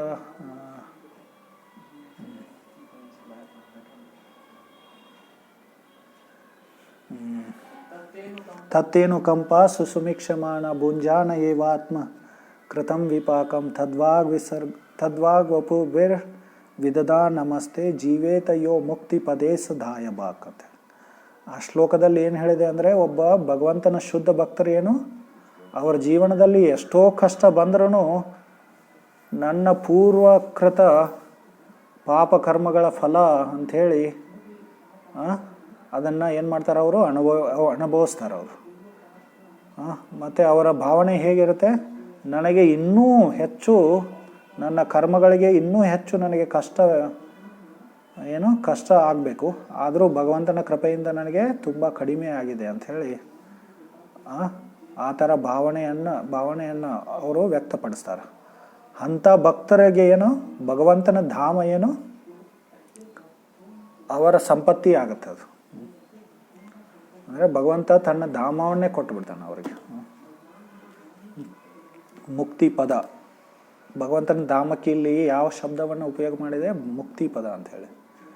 ಸಾಮಾನ್ಯವಾಗಿ ವೇದಾಂತಿಗಳು, ಅದ್ವೈತವಾದಿಗಳು, ಅವರ ಉದ್ದೇಶ, ಜೀವನ ಜ್ಞಾನಿಗಳು, ಯೋಗಿಗಳು ಏನು ಅವ್ರ ಉದ್ದೇಶ ಭವಬಂಧನದಿಂದ ಮುಕ್ತಿ ಪಡೆಯೋದು. ನಮ್ಮದು ಅದೇ ಉದ್ದೇಶ ಅಲ್ಲ, ನಮ್ಮದು ಅದು ಉದ್ದೇಶ ಅಲ್ಲ. ಭಗವಂತನ ಪ್ರೀತಿಯನ್ನು ಪಡೆಯೋದು, ಭಗವತ್ ಪ್ರೇಮವನ್ನು.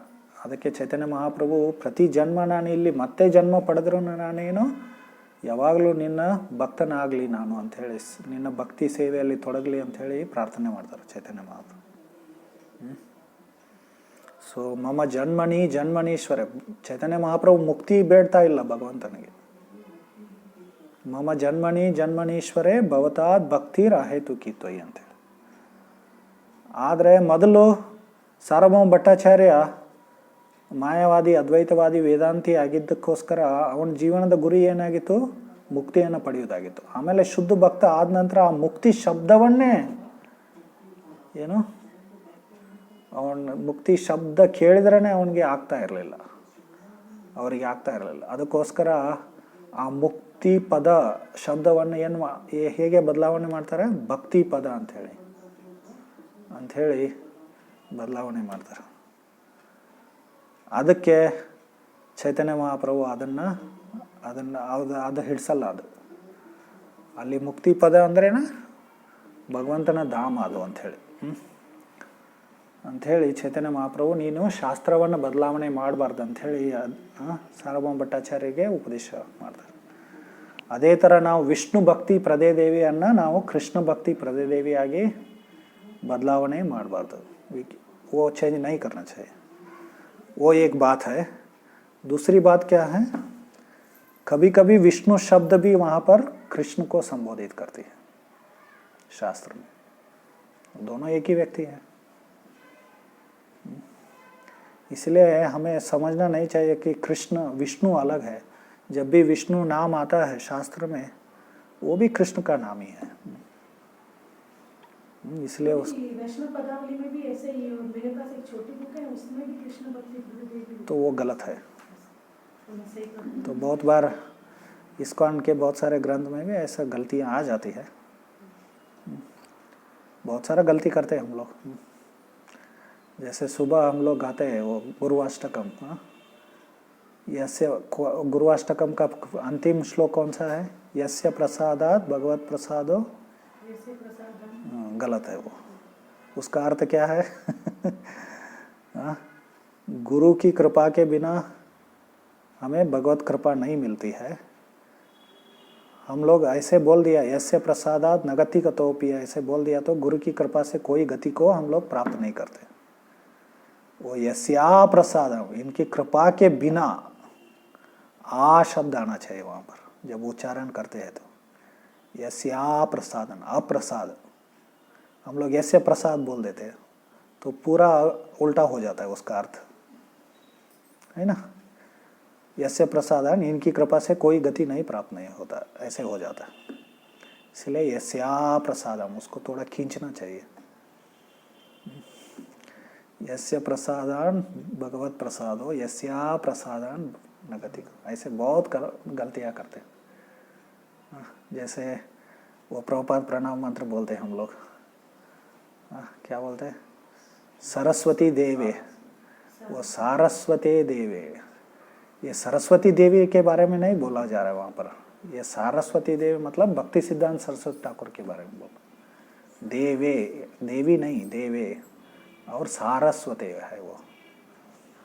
सारस्वते, सारस्वते अंद्रे सरस्वते, सारस्वते का मतलब क्या है?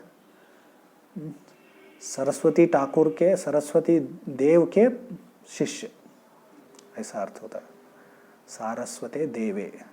उसको हम लोग सरस्वती देवी बोल देते हैं हम लोग।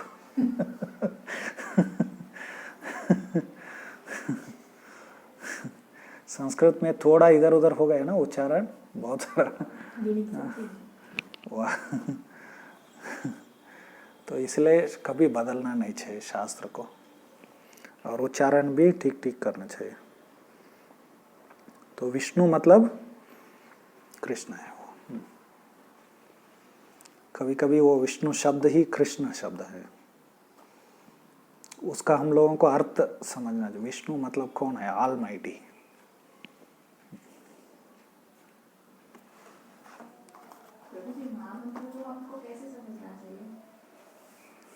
महामंत्र का, हाँ, महामंत्र का बहुत सारे टीकाएं लिखे गए हैं, उसका अर्थ के बारे अर्थ व्याख्यान किए गए हैं। जीव गोस्वामी ने एक उस मंत्र के ऊपर व्याख्यान लिखा है उन्होंने। तो राम शब्द वो कृष्ण शब्द को क्या होता है? अन्वय होता है, ऐसे जीव गोस्वामी वर्णन करते हैं। अभी हम लोगों ने चर्चा किया ना, यहाँ पर वो ब्राह्मण चैतन्य महाप्रभु को क्या बोल रहा था? वो 2 श्लोक उल्लेख किया उन्होंने। रमन्ते योगिनो अनंते सत्यानंद चिदात्मनि इति रामपदेना सह परब्रह्मा विधीयते कृषिर्भुवाचक शब्दो नस्थो निवृत्तिवाचक तयोरैक्यम परब्रह्म कृष्ण। वो दोनों श्लोक से हमें क्या समझ में आता है? भगवान परब्रह्म क्या है? जिनका अस्तित्व आनंद से भरा हुआ है, वो परब्रह्म। इसलिए उनका नाम क्या है? राम और कृष्ण। इसका अर्थ है दोनों राम और कृष्ण शब्द का अर्थ क्या है? एक ही है। जो आनंद का सागर है, जो आनंद से उनके जिनका अस्तित्व आनंद से बना है, तो एक ही अर्थ है वो। इसलिए राम शब्द भी किसको? कृष्ण को ही संबोधित करता है। तो वैसे हम लोग उसको ले सकते हैं, हम लोग हरे कृष्ण मंत्र को। या उसको हम लोग बलराम और भगवान राम या परशुराम भी, क्योंकि वही भगवान कृष्ण ही उन अलग अलग रूप में प्रकट होते हैं। एक ही भगवान, एको देवो नित्य लीलानुरक्तो, ऐसे अमृत बिंदु उपनिषद में वर्णन किया गया। कि एक ही भगवान अलग अलग लीला कर रहे हैं। तो और हम लोग वो केशवधृता राम शरीर, केशव क्या है, राम रूप में प्रकट हुए, राम शरीर में प्रकट हुए। केशवधृता नरहरि रूपा, केशव ने, तो कृष्ण ही अलग अलग रूपों में प्रकट हुए हैं ऐसे। ठीक है, और कुछ? आपने बोला वो मीमांसक पंडित थे, वो क्या क्या थे वो लोग? मीमांसक हम लोग इसके बारे में पीछे कुछ 1-2 महीने पहले आपने पूछा था ना यही प्रश्न, कर्म मीमांसक कौन है करके। वो कर्म मीमांसक के बारे में दूसरे अध्याय के भगवद गीता के 42वां और 43वां श्लोक में वर्णन किया गया। वो लोग कर्म कांड करते हैं, कर्म कांड करके उनका जीवन का लक्ष्य है स्वर्ग में जाना या ऊंचा भौतिक भोग प्राप्त करना, तो उनको कर्म मीमांसक बोलते हैं।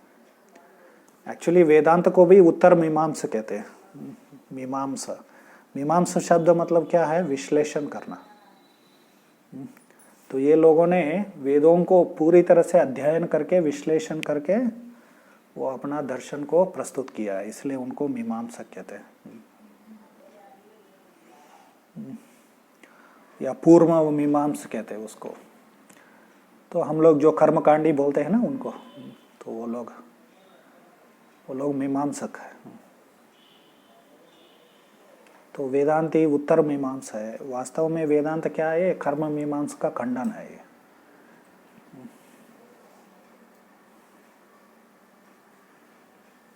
ठीक है, अभी ये सब लोग नहीं रह गए, अभी सब भौतिकवादी बन गए सब नास्तिक बन गए। सब वैदिक धर्म को, वेद अध्ययन को छोड़ दिया। इसका एक कारण है स्कूल कॉलेज में संस्कृत पढ़ाना बंद हो गया। मैकलेयन सिस्टम के कारण अंग्रेजी एजुकेशन। अभी वो कौन कौन, विलियम वर्ड्सवर्थ, कौन कौन है वो लोग, उनका गीत पढ़ते हैं। शेक्सपियर थोड़ा एडवांस्ड, शायद वो डिग्री लेवल में पढ़ते होंगे ना, आर्ट्स वाले। तो सब वेदों का अध्ययन करना बंद कर दिया लोग। जैसे शिवरात्रि में सब लोग शिव का पूजा करते हैं या दुर्गा का अनुष्ठान करते हैं, वो सब व्यर्थ है ना, कर्मकांड है ना प्रभु जी, उसके हिसाब से।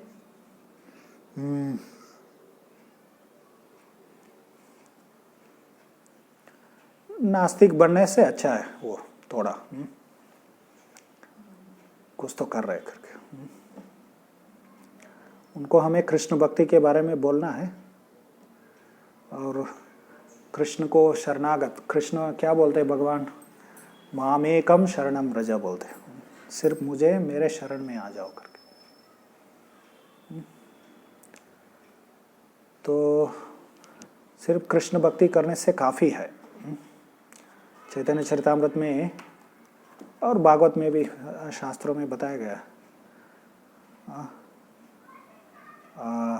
वो श्लोक है ना, देवर्षि भूतात्मा नृणाम पितृणाम न किंकरोयम न ड्रनेच राजन सर्वात्मना या शरणम शरण्यम गतो मुकुंदम परिहृत्य कर्तुम। ऐसे भागवत में 11वें स्कंद में बताया गया। जब हम लोग भगवान कृष्ण के शरण में जाते हैं तो जो देव, ऋषि और अलग अलग जीव जो होते हैं, अन्य जीव जाति होते हैं, और हमारा सगे संबंधी पितृगण, सो इन सब के प्रति हमारे जो कर्तव्य होते हैं उनको पालन करने की कोई आवश्यकता नहीं, ऐसे बताया। तो देवर्षि भूतात्मा पितृणाम नृणाम, देवों के द्वारा हम लोगों को ये सब बारिश, धूप, बिजली ये सब हमें प्राप्त होती है। ऋषियों ने बहुत सारा ज्ञान दिया है हम लोगों को, उनके प्रति भी हमारा जिम्मेदारी होती है। भूत मतलब अलग अलग जीव, जैसे गाय हमें दूध देती है, तो ऐसे अलग अलग प्रकार के जीव होते हैं, उनके प्रति भी हमारा क्या होता है, कर्तव्य बनता है। भूताप्त, आप्त मतलब हमारे सगे संबंधी। नृणाम, नृणाम मतलब समाज के लोग, मनुष्य समाज, सभी के सभी से हम कुछ ना कुछ हमें क्या, हमें सहायता मिलती है। बाजू वालों से कुछ ना कुछ, अभी घर में चीनी खत्म हो गया, तुरंत हम लोग दूसरों से लेते हैं, बाजू वालों से लेते हैं। ऐसे सबके प्रति हमारा कर्तव्य बनता है समाज में। पितृनाम, पितृनाम मतलब पितरों से हमें बहुत सारे धन संपत्ति, हमारा हेरिडेटरी प्रॉपर्टी मिलता है, तो उनके प्रति हमारा ऋण होता है। ये सब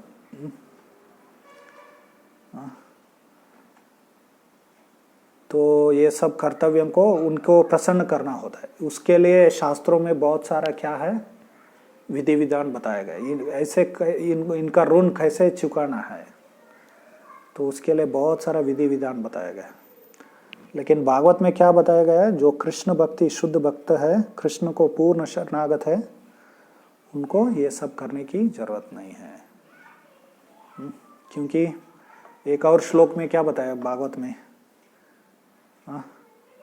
भगवान जड़ के समान है, ये सब लोग क्या है, देवर्षि भूतात्मा ऋणाम पुत्रिमा, ये सब शाखा पत्ते फूल उसके समान, या भगवान पेट के समान है, और दूसरे लोग क्या है, सभी इंद्रियों के समान है। वो श्लोक है ना, वो हाउ इट स्टार्ट्स दैट, यथा थरोर्मूल निषेचने न तृप्यन्ति स्कंद भुजोपशाखा पाणोपहारश्च यतेन्द्रियाणाम। तो वहाँ पर बताया गया है कि जैसे हम लोग जड़ को पानी देते हैं या पेट को अन्न देते हैं, उससे सभी शाखाएं और इंद्रियां क्या हो जाएंगे, संतुष्ट हो जाएंगे। सो सभी देवी देवता लोग, पितृ लोग, सब लोग संतुष्ट हो जाएंगे कृष्ण भक्ति करने से। तो और कुछ करने की कोई जरूरत नहीं है। तो इसको श्रद्धा कहते हैं। श्रद्धा शब्दे सदृढ़ विश्वास, कृष्ण भक्ति कैले सर्व कर्म कृत होए। श्रद्धा शब्द को वर्णन किया गया है चैतन्य चरितामृत में। तो श्रद्धा शब्द का अर्थ क्या होता है, जो सदृढ़ विश्वास, कि क्या सदृढ़ विश्वास, सिर्फ कृष्ण भक्ति करने से मेरा सब कर्म संपन्न हो जाते हैं, ऐसा विश्वास को श्रद्धा कहते हैं। मैं बोल रहा था ना प्रवचन में, एक आरंभिक भक्त होता है, कनिष्ठ भक्त बोलते हैं उनको। उनका श्रद्धा क्या होता है, कोमल होता है। वो श्रद्धा अटूट नहीं रहता है, दृढ़ विश्वास नहीं होता है। तो वो सोचता है मुझे ये भी करना है, पितृपक्ष वो सब करना है, ये करना है, बहुत सारा करना है करके वो सोचता है। तो ये नवसखी भक्त है आरंभ, वो कृष्ण में और दृढ़ विश्वास नहीं हुआ। तो इन तीनों प्रकार के भक्त होते हैं, कनिष्ठ मध्यम उत्तम भक्त। इनके बारे में वर्णन हुआ है भागवत में। तो भागवत पढ़ना चाहिए अच्छी तरह से। तो कनिष्ठ का श्रद्धा बहुत कोमल रहता है, कभी भी वो क्या हो जाता है, विचलित हो सकता है। और मध्यम का श्रद्धा क्या है, बहुत अटूट होता है। और उत्तम का श्रद्धा क्या है, दूसरों के अंदर वो भगवान के प्रति श्रद्धा जागृत करता है। तो वो शक्ति उत्तम भागवत में होता है। कनिष्ठ भागवत, मध्यम भागवत और उत्तम भागवत, ऐसे तीन प्रकार के भक्त होते हैं। तो ये सब वर्णन हुआ है भागवत में। और छोटे ग्रंथ है ना वो उपदेशामृत करके, उसमें भी पंचम श्लोक में ये तीन प्रकार के भक्तों के बारे में वर्णन है। कृष्णेति यस्य गिरितं मनसा द्रियेत, दीक्षास्ति चेत प्रणतिभिश्च भजन्तमीशम्। शुश्रूषया भजन विज्ञम अनन्यम अन्यम, निंदादि शून्य हृदमीप्सिता संग लब्ध्वा। हमें उस श्लोक में क्या उपदेश दिया गया है, हमें उत्तम भक्तों का संग लेना चाहिए, कम से कम मध्यम भक्तों का संग लेना चाहिए। तो कनिष्ठ का संग लेंगे तो क्या हो जाएंगे, हमारा श्रद्धा भी टूट जाएगा, हम भी विचलित हो जाएंगे। उन्होंने छोड़ दिया, मैं भी छोड़ दिया करके ऐसे हो जाता।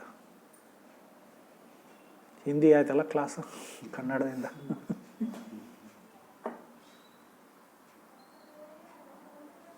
ಹೇಳಿದ. ಹರೇ ಕೃಷ್ಣ.